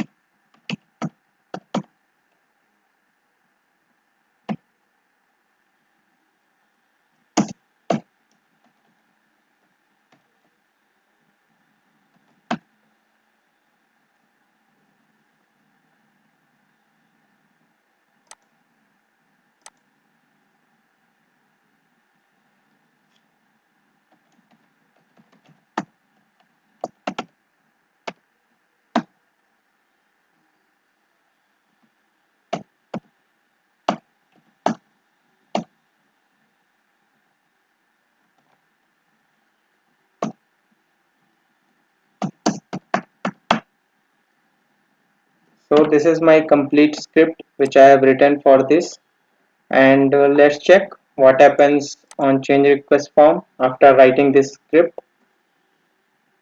Okay, whether the form is setting as read only or not. Okay, so let me try to reload this change request form. So now you can see our form is completely loaded, and you can see our fields are non-editable all the places. Okay, so all the form is read only. You can see each and every fields are read only, but you can see the state is still editable, because what happens is like the ACL is written for this admin users, so this admin user is overriding this, so that's why it is setting as this state field is showing as editable. So let me try to impersonate some non-admin users.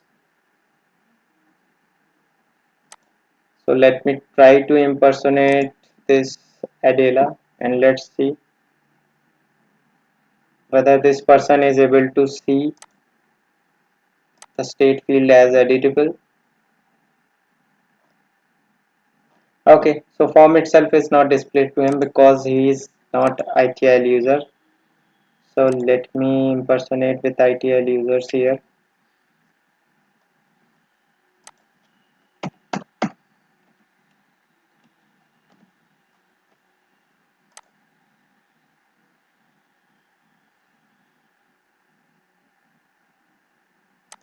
So let me try to this. Let me try to reload this change request form again. Okay, and you can see state is still editable. So we can check that why it is so. So let me try to end impersonation here.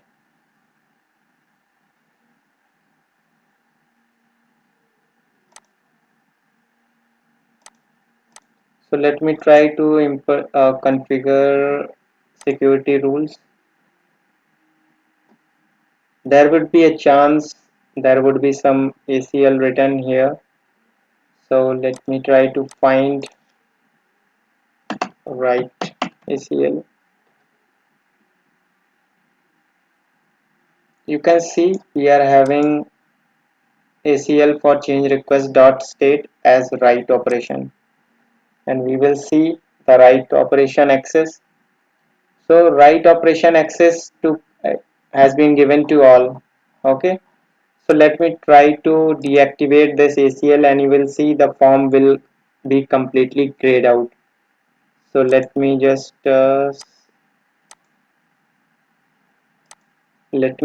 do a elevate role, like let me get security admin checkbox checked so that I will get access to modify those ACLs.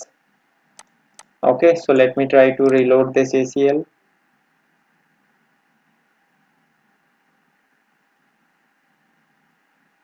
What I will do is like I will just do this access control as inactive.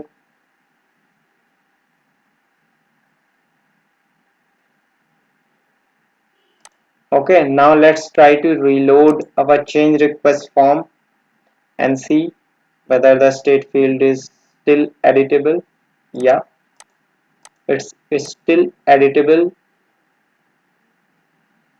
So that could be a case because this is admin users. So let me try to impersonate ITIL user,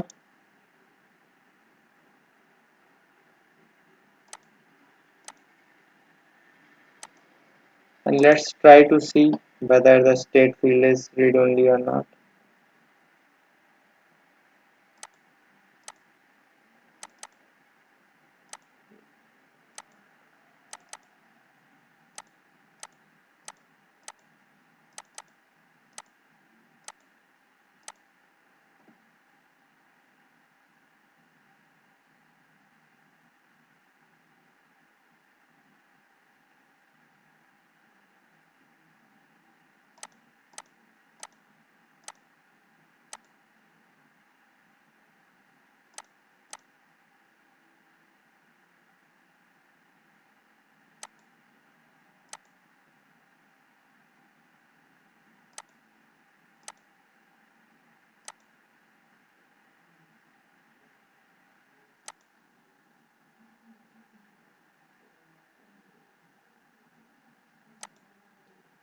Okay, so I think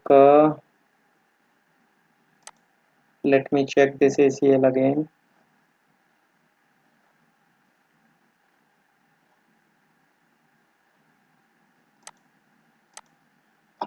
Let me check maybe something else.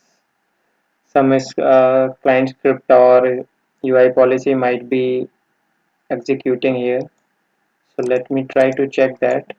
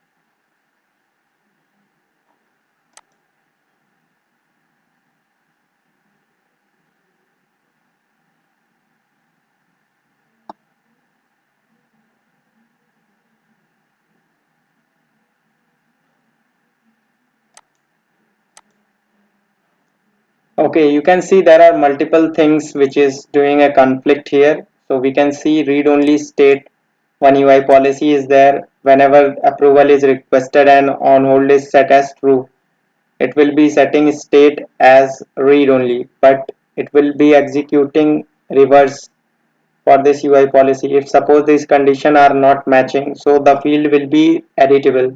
Because of this, only our state field conflict is displaying in our change request form. Okay, otherwise this script will be working fine. Okay, so you can see all the fields are read only. Just the state field, because that is doing a conflict with other UI policies, so we have to restrict those UI policies first so as to execute as per business needs. Okay, so as we all know that some changes is required whenever new requirement comes from customer side, right? So this is all about how we can set the form read only. So if you are new to the channel, please like, share and subscribe to my channel LearnIT. Please watch my videos till the end for complete information.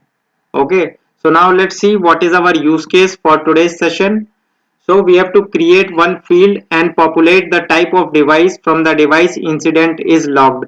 Suppose the incident is logged from mobile, it will populate the mobile. Suppose the incident is logged from desktop, it will update the value as doc type. Okay, so now let's move further in my personal developer instance and show how we can implement this use case. Okay, as you can see, our personal developer instance is loaded, and now let's move further and see how we can implement this particular use case.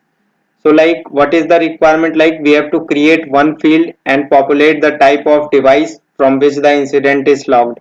Suppose the incident is logged from desktop, then the value will be setting as doc type, and whenever the incident is logged from mobile, so it will be setting as mobile.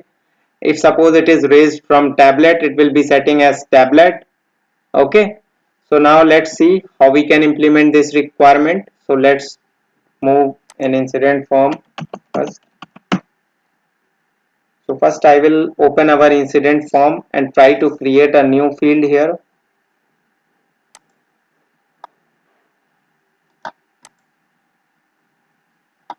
So currently we don't have any field here, so let me try to create a field.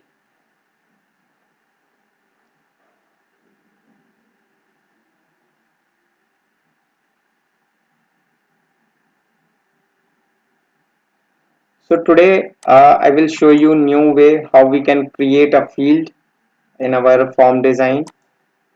So I will click on form design, and using form design we will create a field type of device under incident form. Okay, So now I will find the type of field and I will add my field under a transfer region. So let me try. We will be creating this field as a string. Okay, and I will be adding here.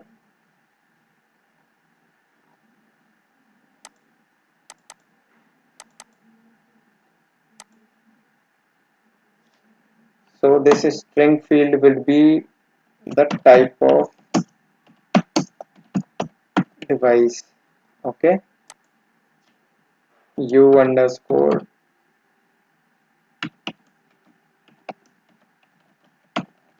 type of device. Okay,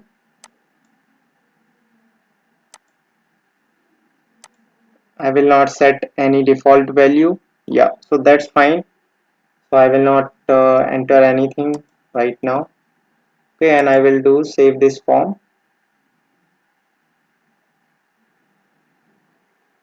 Okay, now I will try to reload our form and see whether our field is created or not. You can see our field is created here. Okay, now what we will do is like I will try to update this type of device whenever our incident is inserting into the database. Okay, so let me try to create a business rule for this. So I will create a business rule like whenever our insert will run on incident table. So at that point of time I will set this type of device.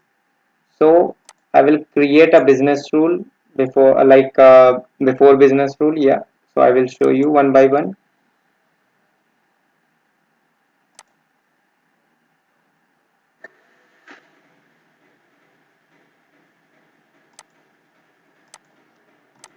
So I will type the name as set the type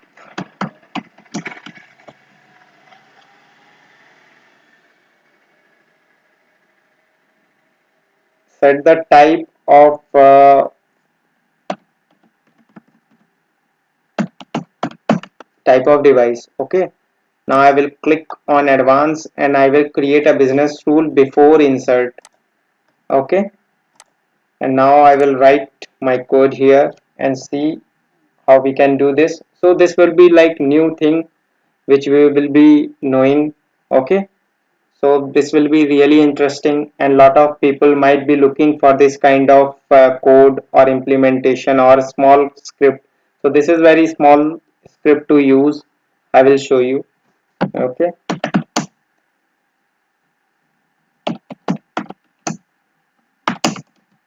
so okay, glide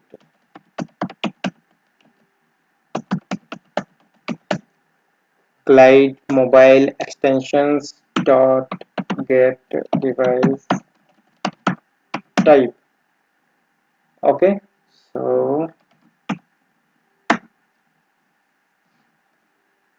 what I will do is like now I will set this device value under our new field current dot u. Can see this is the type of device field and I will set this device to this particular field. Okay, now let me try to format our code and I will save this business rule and we will check back to the incident form whether the things are working fine or not. Okay, now let us try to save again.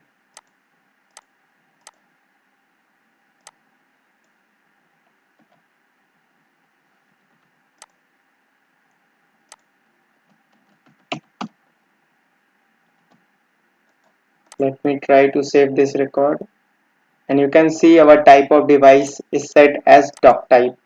Okay, so suppose this incident is raised from service portal. So here you will get you can set the value based on that.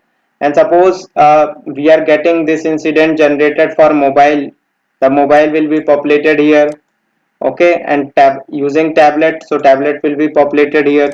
So this channel and type of device is different. Here there could be like service portal and the basic UI or service desk or call or email or chat. Okay, But using type of device, we will only populate whether the incident trigger point is laptop, desktop or laptop, or mobile or tablet. Okay. So here also, suppose on confusion with the client, suppose client will tell, okay, why it is showing as doc type. Let us set desktop here, desktop slash laptop instead of doc type whenever the type of device is laptop or desktop. Okay. So let me try to do that as well. So let me try to implement that in similar script.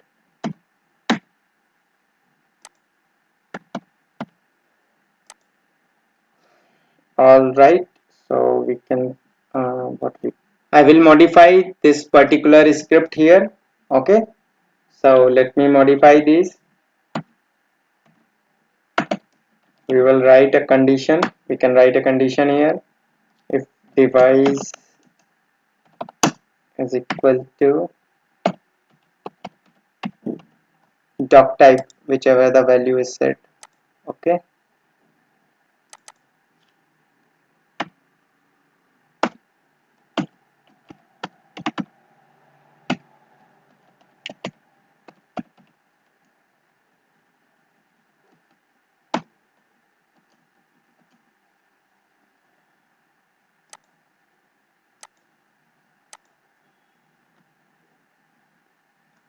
Okay, let me try to save this record now, and let's see.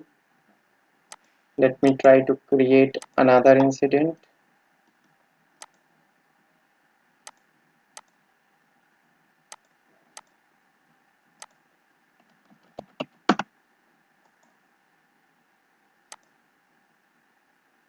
So now we can see our type of device is set as laptop or desktop, and backend value would be returning as doc type.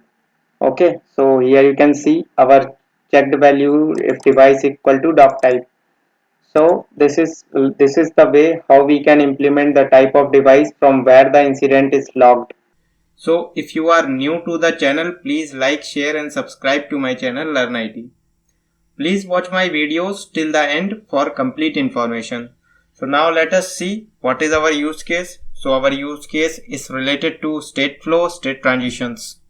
Right, so let us see what is our use case. So our use case is like create a state flow for incident so that any team working on that incident can update correct state for the process.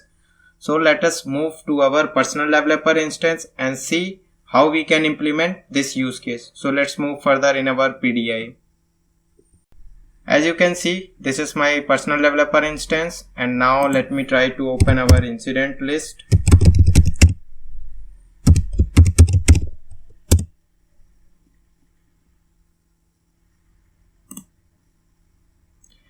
As you can see, this is our incident list and our state transition is right now not working. We can set any state while we are in state new.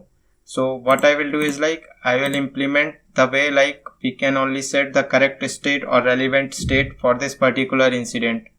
So now let us see how we can implement these. So now let us try to create a state model for implementing this requirement. So this is our state model, and now I will try to create for our incident. So let me give a name here.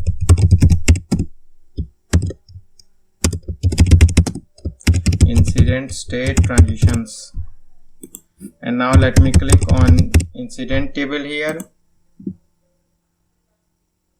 Let me create this state model. We can see our state model is created. Now we will try to create our state transitions. So let me click on new button here. And now new state will be there, but I will make for this in progress state. So now we have to think from which state we can move to in progress. So in progress we can move from new and as well as from on hold, because this after on hold also incident comes in progress. So let me click on the conditions. The state is one of, so state is one of new on hold. So now I will submit it, and now let us see what is the output of this. So let me try to reload this incident form, and now we can see we have in progress state from new, and we will be having in progress state from on hold as well. So I will show you that later. So now what I will do is like I will click on in progress, and now from in progress it should move to relevant state. Like from in progress it can move to on hold and as well as resolved. So now let me try to create another state transition for on hold.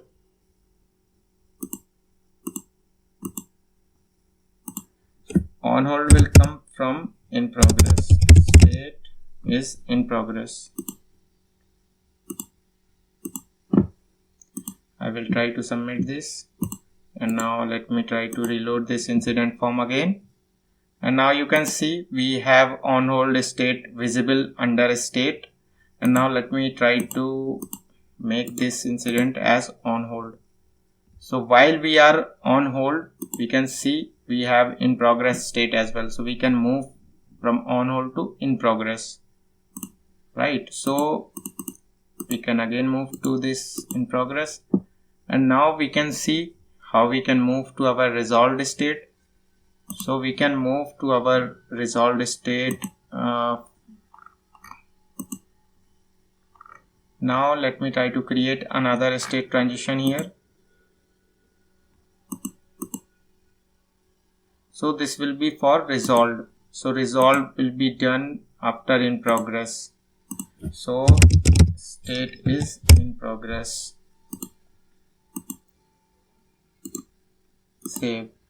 Now I will create for closed as well, and we can see together how it's working. So now it is closed, and now condition will be state is resolved. So this I will do insert, and now we can see our state transition is created for this incident table. Let me try to reload this form, and let me open another incident so that we can test it correctly. Incident dot list. So we will open any new incident here. So suppose this is the new incident where new state is there, and now we can see we have only in progress available for this new state of incident. Let me try to click on in progress, and now you will see our on hold and resolve will be visible for in progress, right? So we can do resolved and we can do on hold as well. So let me click on hold first and try to save it.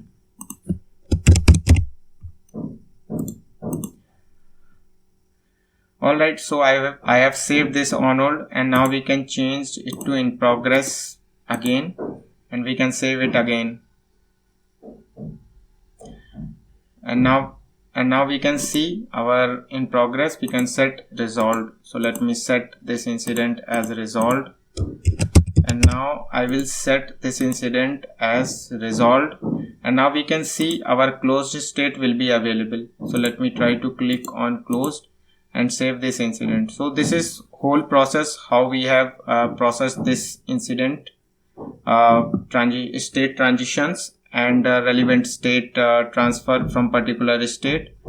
So yeah, so that is all about state flow, state transitions. So if you are new to the channel, please like, share and subscribe to my channel LearnIT. Please watch my videos till the end for complete information. So let's move further and see what is our use case related. So our use case is related to copying multiple field data in a single field. So let us see what we are going to implement here. So our use case is like copy multiple fields data from parent incident to a child incident in a single field like description. So now let us move to our personal developer instance and show how we can implement this use case. Alright, as you can see, this is my personal developer instance, and now I will open our incident list. So our incident list is provided here, and now let me try to open any incident. So suppose we are having this incident and we are creating a child incident. So I will populate some group of values like category, short description under the description section of child incident. Alright, so let's move and see how we can implement this use case. So we will search for business rules here. So you can find we are having a business rule list here. So let me try to create a new business rule.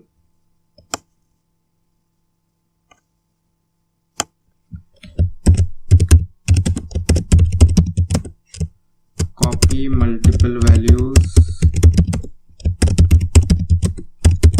to a single field.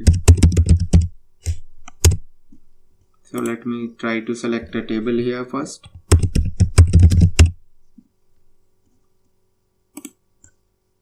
Let me click on advanced so that we can write some script here, and we will create a before business rule, before insert business rule, and like we will move to advanced section and we can write script here.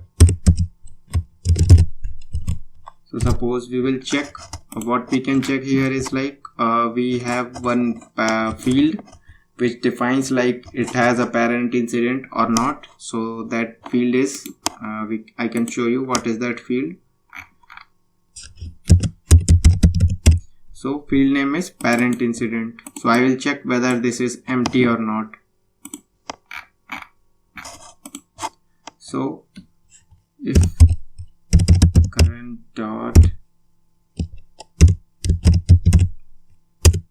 parent incident not equal to null.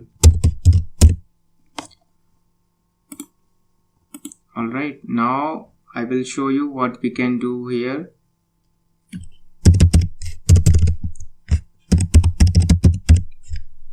Current dot description. Current dot description equal to, we can populate values like this. Current dot parent incident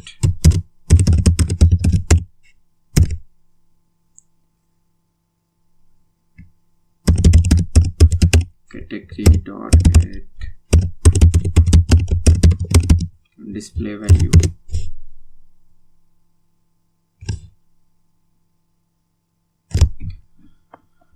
So we can do one more thing here. We can just add these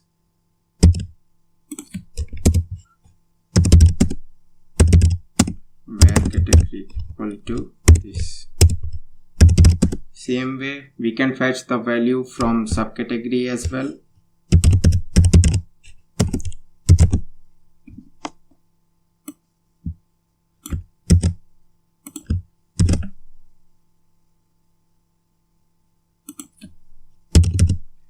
Subcategory. And now what we will fetch? We will fetch short description,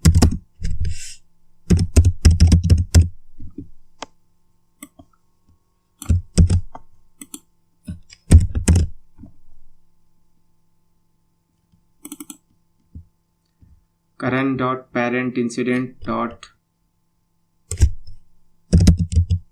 description, short description.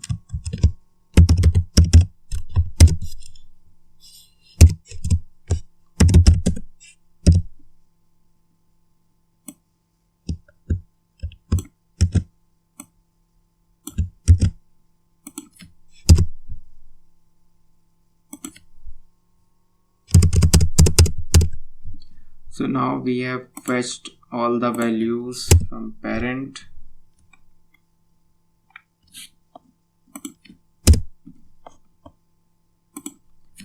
Now what we can do is like we can just do the concatenation thing here.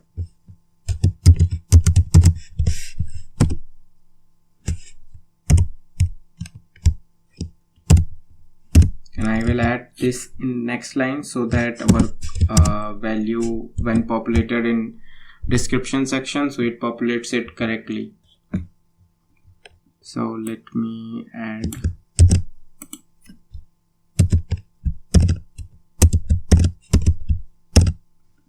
so this will be subcategory.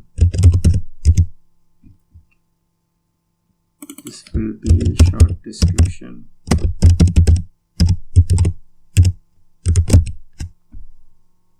This will be description.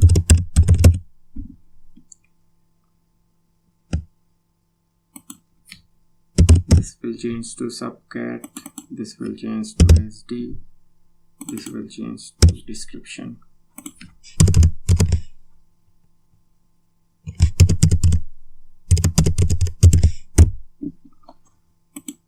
Alright, let us check how it works now. So let me try to reload this incident form again. Yeah, this is saved now. Let us try to create child incident. First, let us populate category, subcategory, short description as write a query, and description would be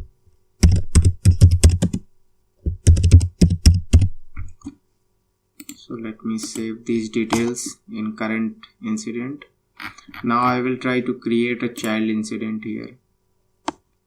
I will select a caller able and I will select network as a subcategory and short description will be test.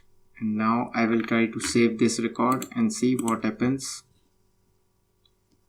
And now you can see our data is started visible here from parent incident. If you see category is inquiry help, subcategory is email, short description is write a query, and description is write query. So these all things are coming from parent incident, right? So now it doesn't look that good. So let me try to change some more thing here. So suppose we can do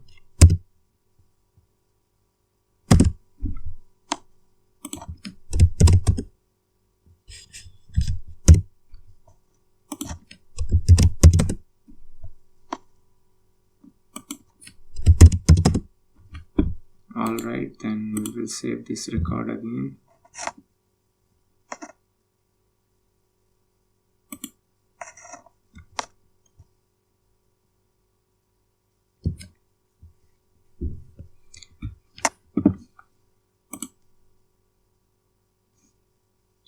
Let me delete this incident.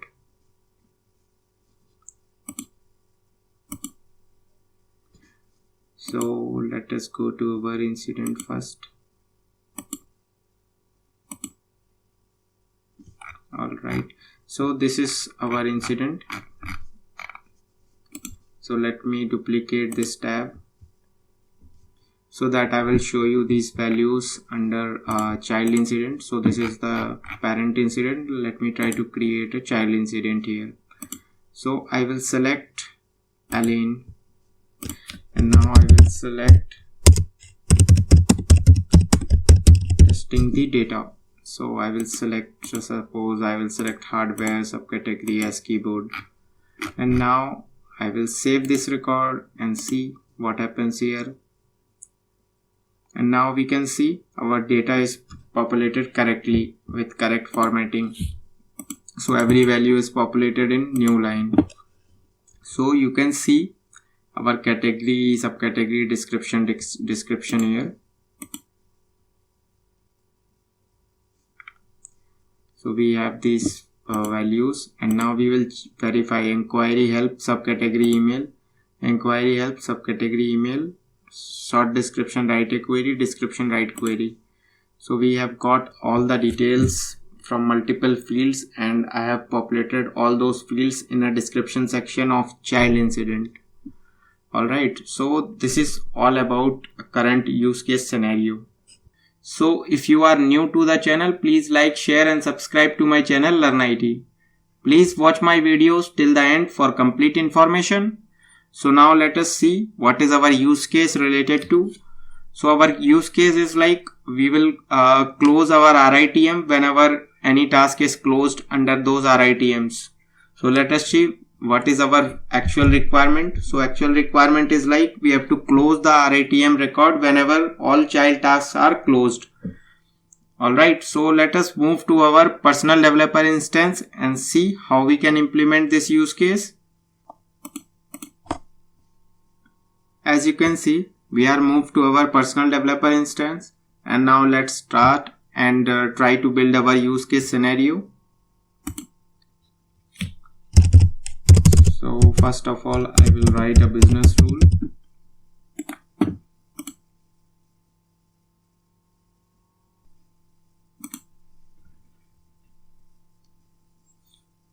I have clicked on new button. Now let me try to add like set RITM to closed when tasks are closed. So let me select here catalog task.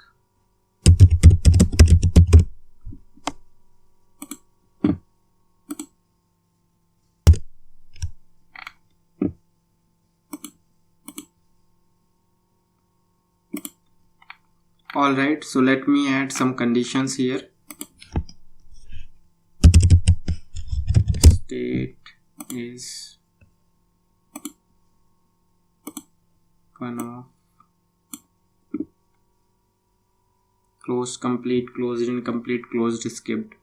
Now we will move to our advanced condition and we will do it applied record to SC task.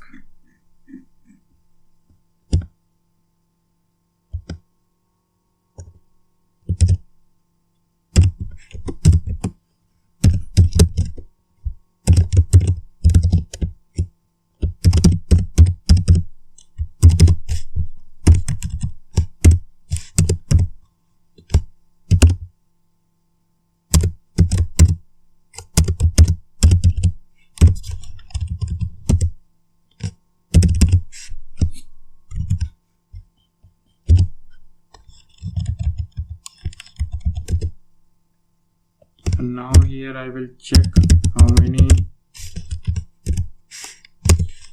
catalog tasks are generated inside this request item.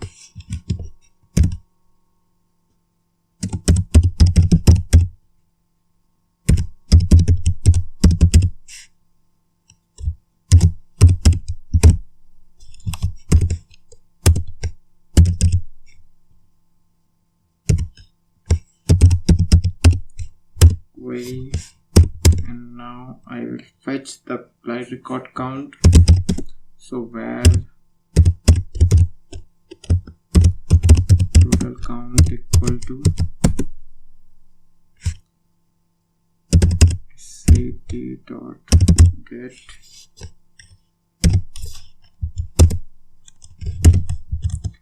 get row count with the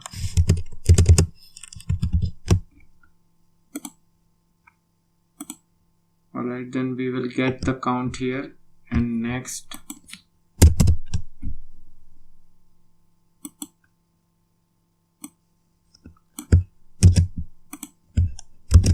we will write another applied record for SC task.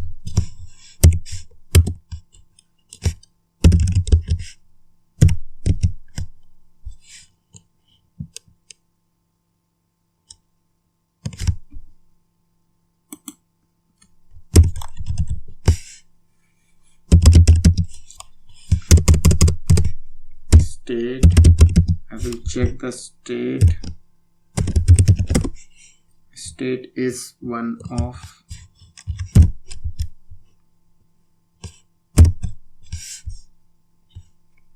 three, 4, 7. So these are the backend values for closed, complete, closed, incomplete, and closed, skipped.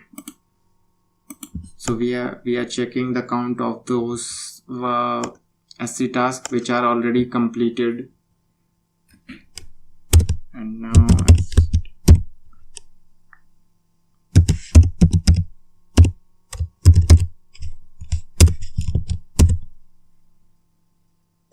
again here we will get the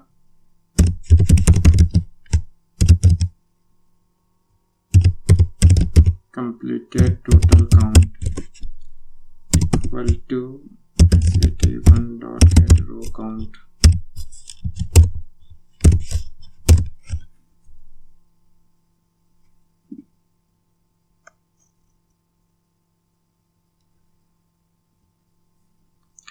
Alright, now what I will do is like I will check whether both count are similar or not.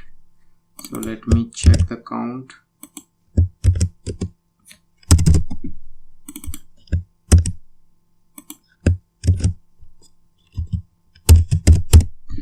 Alright, now if we are comparing this, if both are matching, then what I will do is like I will get RITM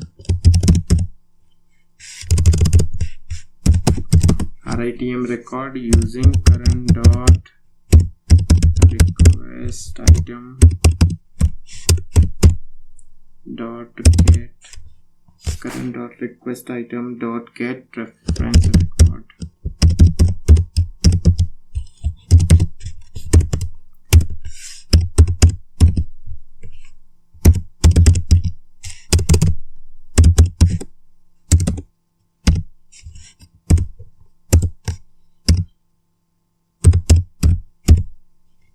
RITM.update. Now this is our code for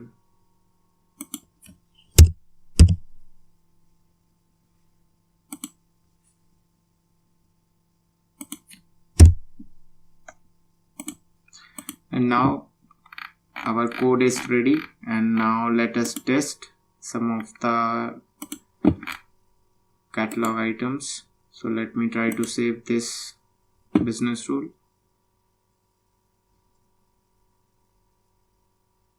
And now let's move to our catalog item and try to raise one of them.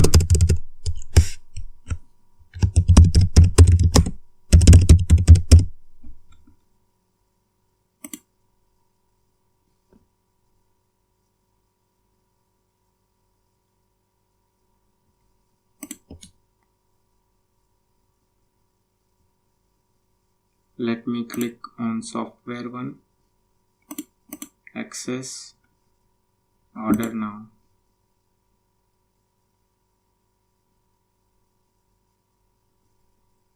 And now let us check our RITM, how many tasks are generated. So we have only one task generated here. So now let us try to close this task and see what happens.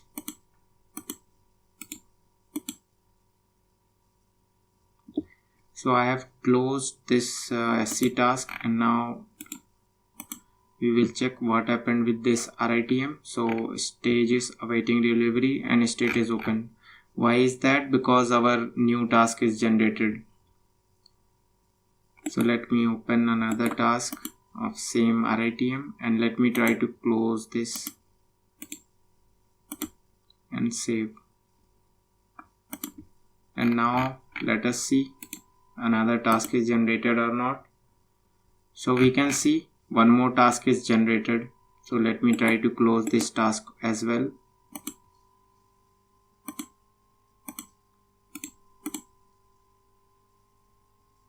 So now this task is also closed, and now let us check if any more task. Yeah, so we have one more task which is generated. Let me try to close this task as well.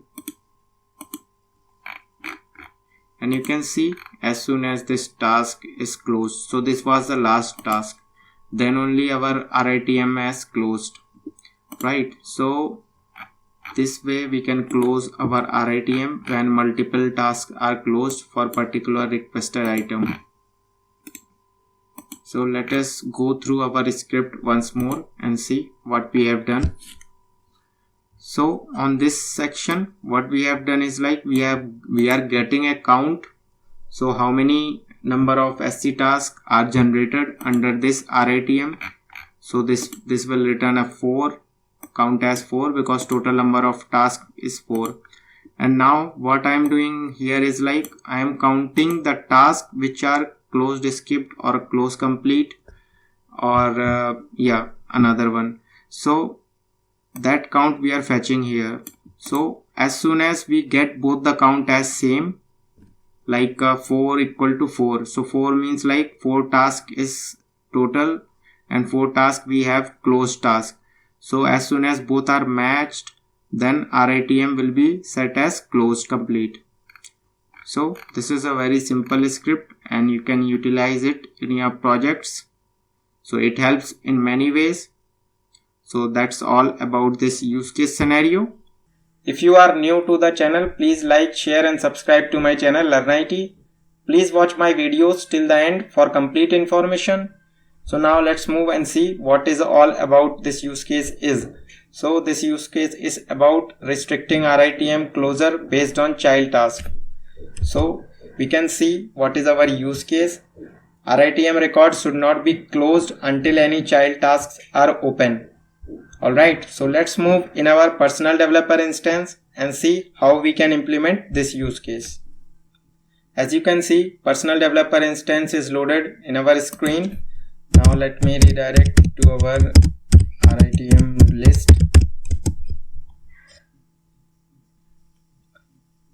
So we will create a business rule on requested item.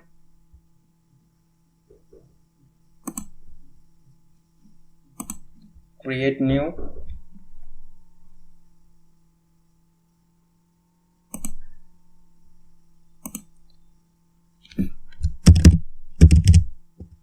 Restrict RITM closure until child tasks are open.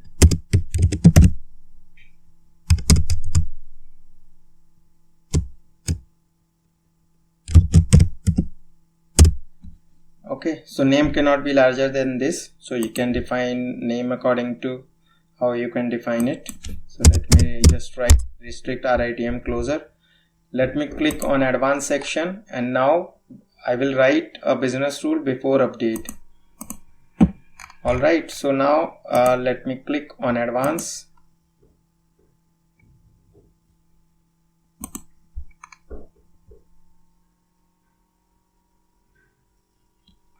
So in advanced section we will write a small script.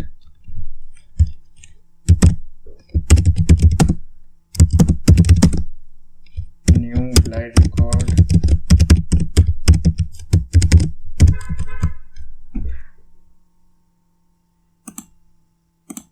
We will glide record SC task table. And now we will check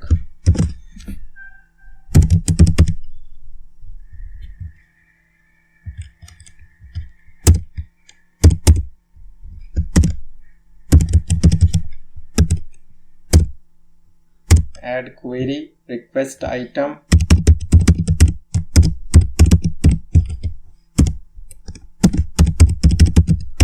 current.sysID. So this is our condition and now we will query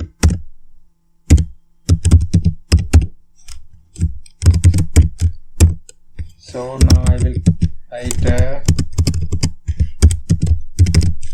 if SC task dot has next.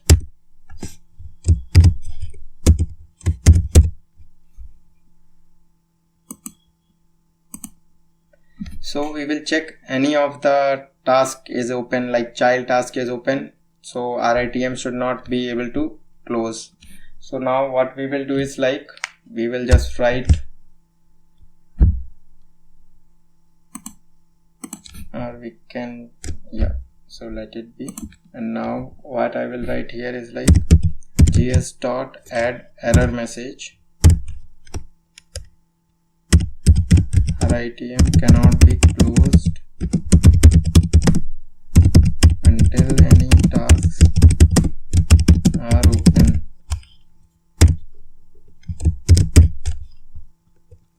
And now what I will do is like current dot state equal to previous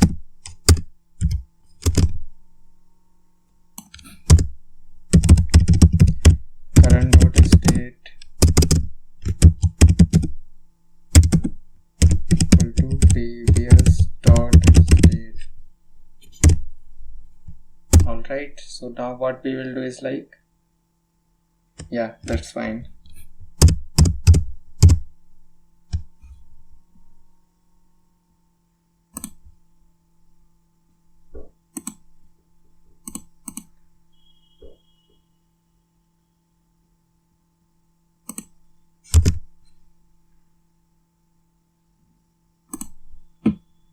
And now let me try to execute this BR, how this works.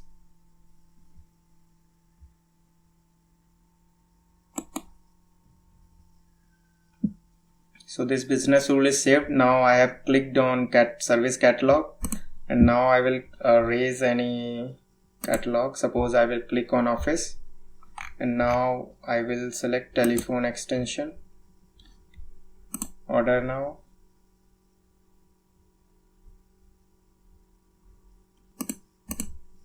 So there is some mistake, so let me check what wrong is there, what is the wrong thing I have done.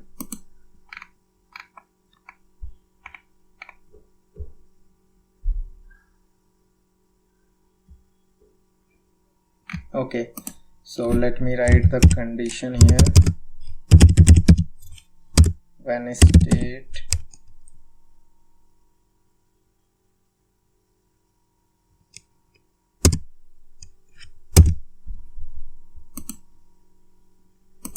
state is one of,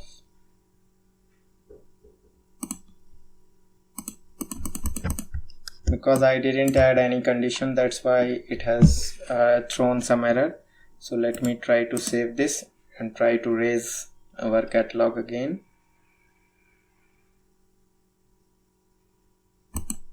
Alright, now I will click on service catalog again, and I will try to raise video conferencing.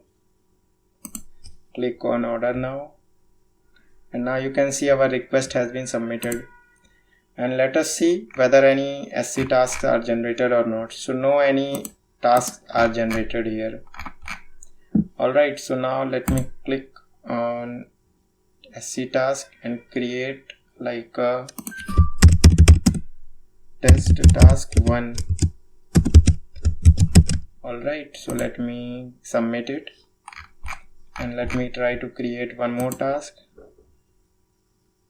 So it will be test task 2. So let me submit this task as well. And now I will try to close this RITM and see if we are able to close this RITM or not. So I have clicked on close complete, and now I will try to save it. And now we can see RITM cannot be closed until any tasks are open. So we have 2 tasks open here. So let me try to complete one of the tasks and see.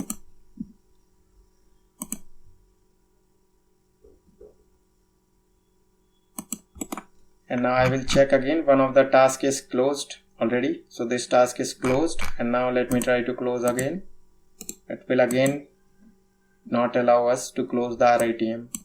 Right, so now if I'll close this SC task, so some automation is already there for auto closure, but let's see whether it works or not.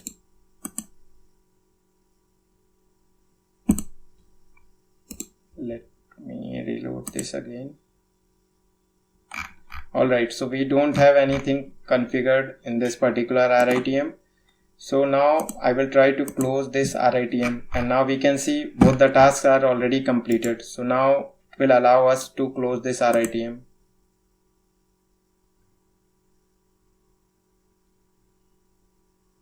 Yeah, now you can see our code is executed perfectly and no any error message thrown. RITM is closed when all the SC tasks are closed. Alright, so this is all about this use case. So if you are new to the channel, please like, share and subscribe to my channel LearnIT. Please watch my videos till the end for complete information. So now let us move to our use case. So use case is like make URL short. So now let us see what is exact use case for this. So use case would be URL should be shortened so that it looks good to share as per client requirements. right? So I will show you in my personal developer instance how we can shorten the large URL in ServiceNow. Alright, so let's move to our personal developer instance and see how we can implement this use case. As you can see, this is our personal developer instance, and now let me type here incident list, and we can see this is our incident list. And now I will open incidents in a new tab, and we can see we have this URL. And now let us try to add more filters.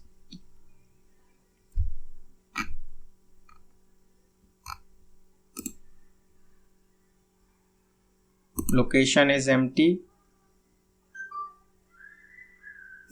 Assignment group is cab approval. And now we can see this URL is too big. So now let us try to shorten this URL and see how we can implement this. So now let's move in filter navigator and search for processors. So under system definition, we will be able to find this processors, and I will click on this processors and I will click on new button. So I will type any name here, shorten incident URL, and now I will select type as a script, and I will remove this CSRF protect, it is not required.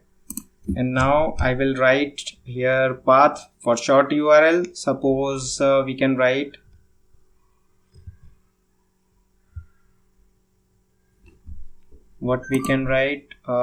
empty locations list,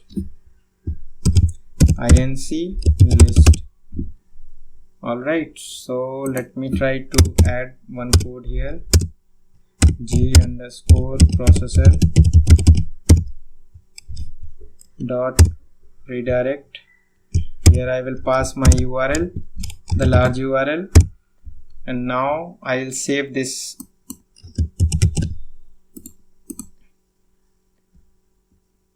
So this processor is saved, and we can see this big URL can be shortened from this path.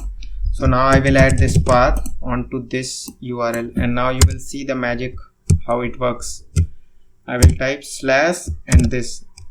I will hit the enter on this URL, and you will see this incident list will start displaying. Alright, so this is all about this use case, and I have shown how we can implement this use case. So if you are new to the channel, please like, share and subscribe to my channel LearnIT. Please watch my videos till the end for complete information. So now let us see what is our use case. Use case is like change choice field color. So let us see in detail what this use case is all about. So whenever any category changes in incident form, color should be changed for that category field. So let us try to implement in our personal developer instance and see how we can implement this. As you can see, this is my personal developer instance, and now I will show you how we can implement this use case. So let me try to click on incident list in new tab, and now I will click on any of the incident,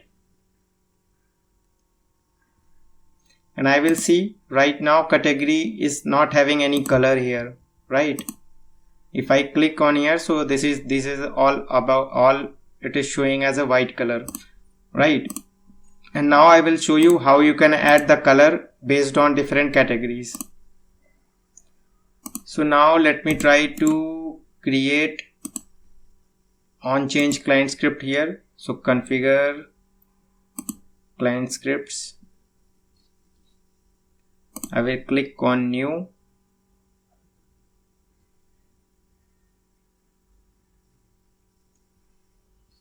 and I will write on change client script, and yeah,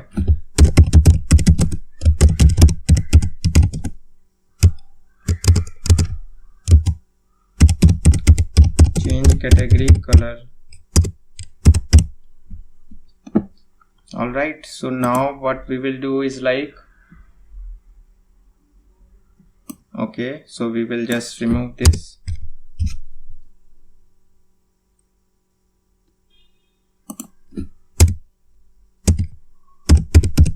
So we will use the parameter this control, and we will see one example like how we can utilize this control parameter, right? So let me use this control.style equal to background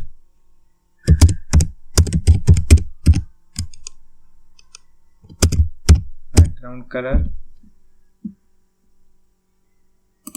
So this will be under single quotes or double quotes. Alright, so let me just change it in an appropriate way.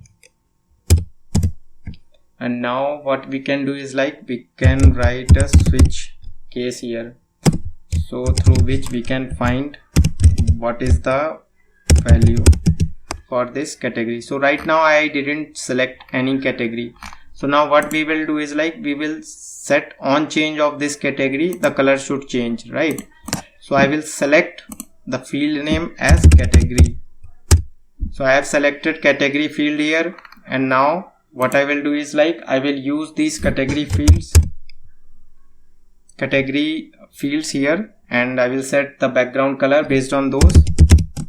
So first case is, so we will see what is the inquiry background value.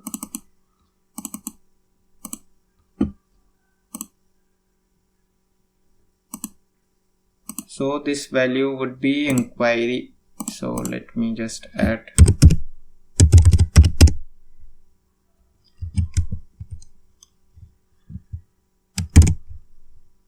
And now what I will do is like I will select control.style equal to, I will add this.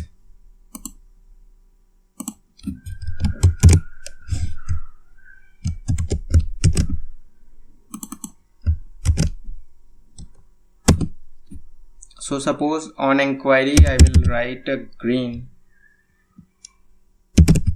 or we can change it to, yeah, let it be as green.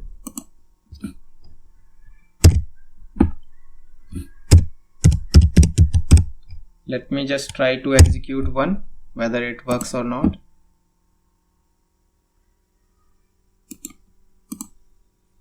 So I have saved this client script, and now let us see how it works for one field. So I have selected inquiry 1, so this is already selected. So let me try to select another category, software, and save it. So no color is reflected under software category. Now let me select this inquiry. So now you can see color is changed to green. Right? So this looks quite interesting, right? So let me try to change it for other values as well. So let me just reload this form, and I will add this for all the options like software, hardware, network, database.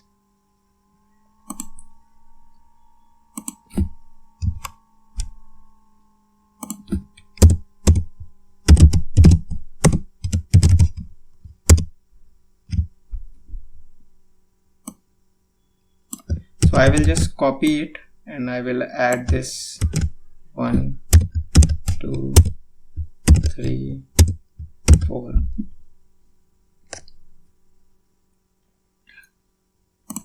And now I will see what all values are there: software, hardware, network, database.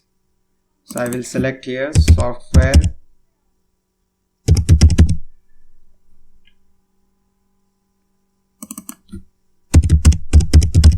hardware, database, and network. So I will write here database,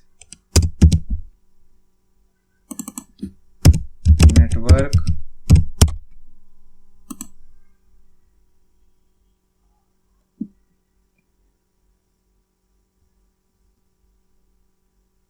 so there will be break as well.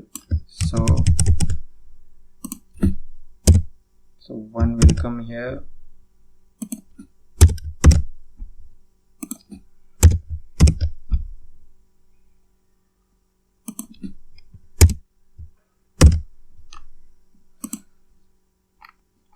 and now you can see we don't have any warning here, right? So let me try to change color for all of them. So suppose I will do this as red. Red I will set for network, right? And software I will select orange.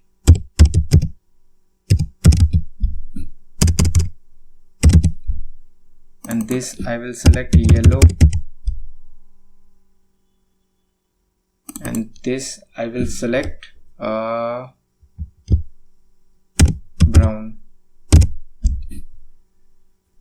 Alright, so now let's see how this output looks us. So let me save this on change client script, and let me try to reload this form. So I have reloaded this form, so you can see the color is started displaying here. Alright, so now you can see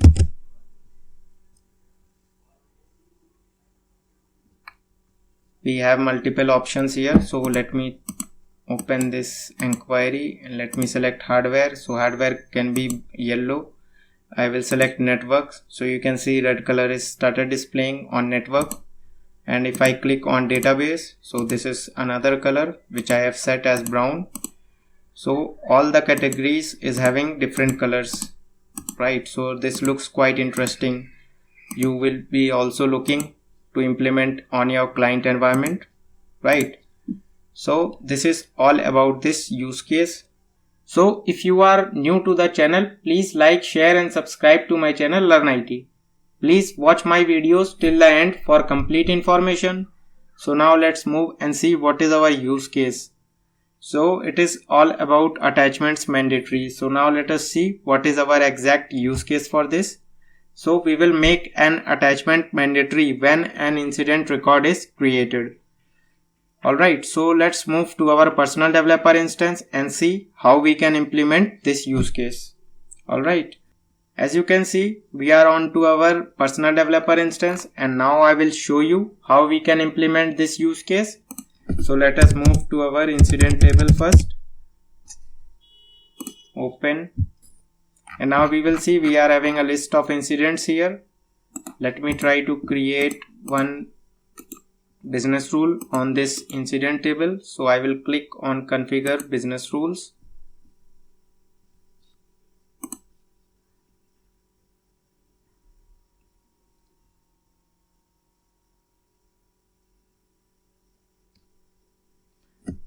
I will add here make attachments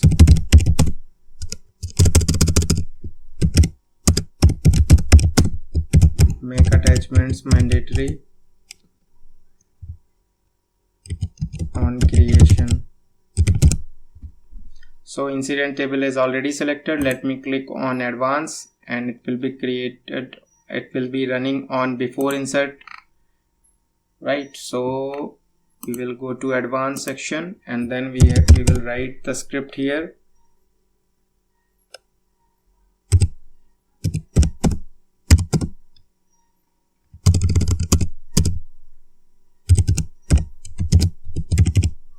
Incident attachment new glide record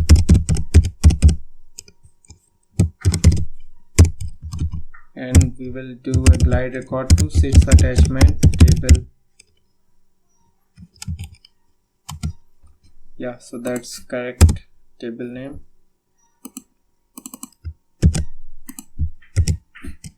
Dot add query,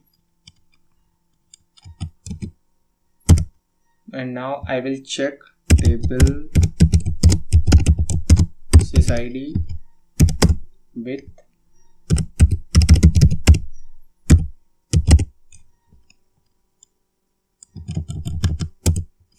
current dot sysID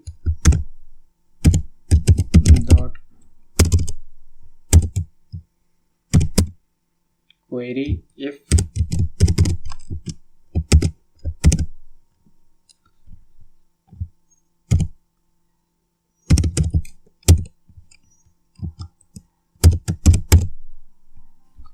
Alright, so now we will try to add gs.add error message. So what I will type in this error message is like, please add attachments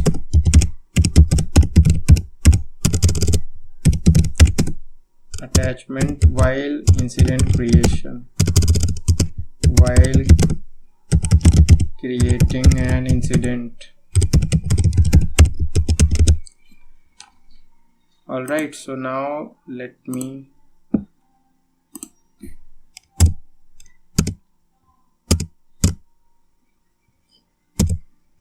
so what we will do is like, we will do current dot set about action true. So now let's try to see how this script will execute. Let me try to create a new incident. Okay, our incident is saved. Now let me click on new, and now I will select any caller here, and now I will try to create and see whether this is showing any error or not. You can see we have error, so we have to add attachment while creating an incident, and you can see this incident is not created, right? So let me try to attach some document.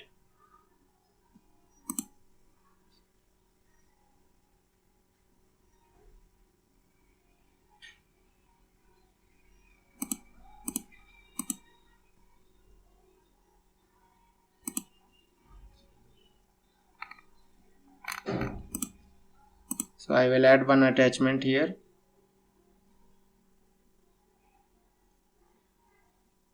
And now I will try to save this incident. You can see currently this incident is not saved. Now I will try it. And you can see our incident is saved with attachment right now. Alright, so this is quite interesting script that might be used in many projects. Right, so this is all about this use case. So if you are new to the channel, please like, share and subscribe to my channel LearnIT. Please watch my videos till the end for complete information. Right, so let us move and see what is our use case. Use case is like how we can use our JSON view and truncate attributes inside a field. Alright, so let's move in our use case and see what we can do using these attributes.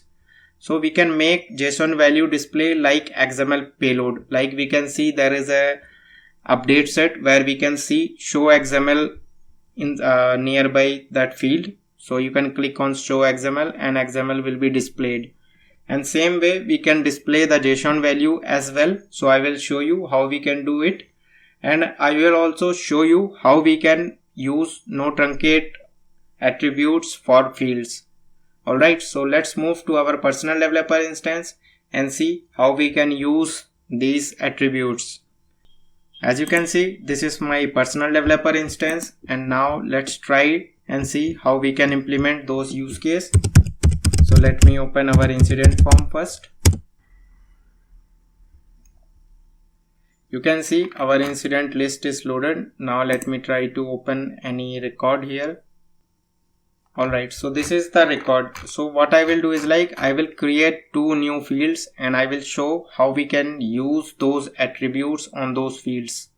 Right, so let me try to create new fields on this form. As you can see, our form design is loaded, and now I will try to create new field here.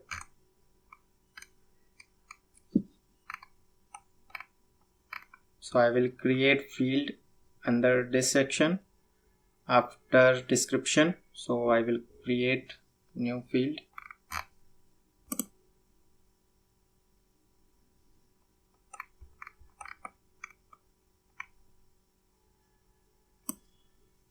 I will select this string.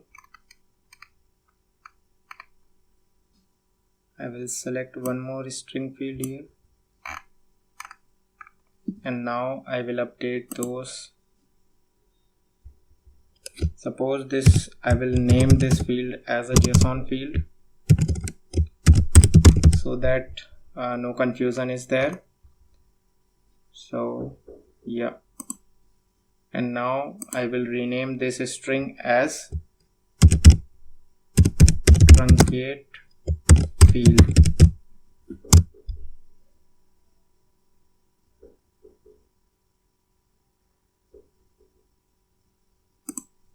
And now I will save this form design, and I will show how we can utilize both attributes on the form.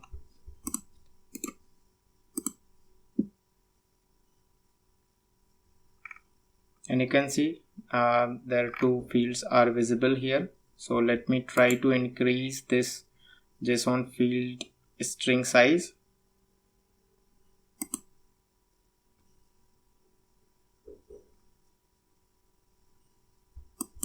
Suppose I will type here 1000 for this JSON field, or 4000, and I will set update. So now this field is, and now same I will do for this truncate field. I will provide value as thousands. So I will update this dictionary, and you can see I have updated both field dictionaries. And now I will show how we can find whether it is a JSON field or not. So suppose we are having this data, this is JSON data, JSON format. So let me try to save it.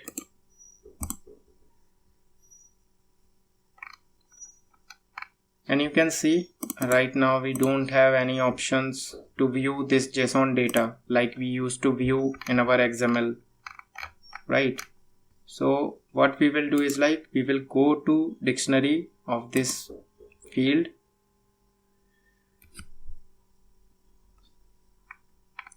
and you can see there is a attributes list, and we will click on new. And now I will select JSON view, and I will add the value as true, and now I will submit it. And I will update this dictionary, and now I will see how our field looks. Alright, now you can see the JSON field, this attributes we have applied is displaying here, and I will click here and we can see all the JSON attributes, right? So this is really cool. So imagine we will be having huge amount of data here in JSON field, and you can view it in a correct format so that you can do some research for all the values which you are getting in this field, right? So this is really cool. So it's just work like a XML. So this JSON field, you can use this dictionary attributes. Alright, so now comes the truncate part. So why this truncate field is there? So let me just add some values here.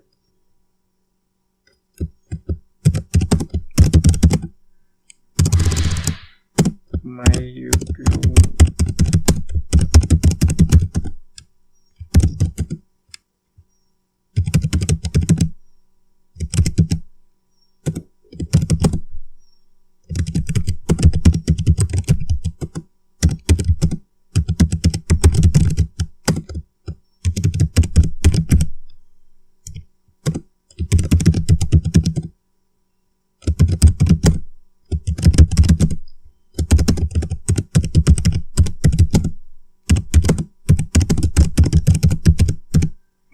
Alright, so this is the text which I have added, and I will save this record. Alright, so I have saved this record, and now I will copy this incident number and I will open the incident list.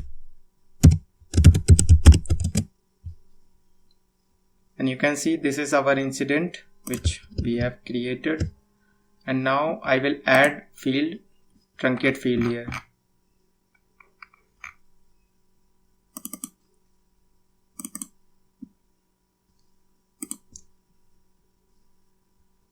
Now you can see we are not able to view complete data on this list, right? And we have to hover it and we will see the data. So what we can do is to display all these data. So we will just go to this truncate field dictionary.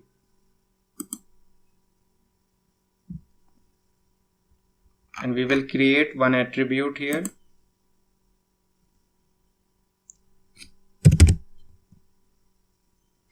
That is no truncate. So no truncate, I will set the value as true.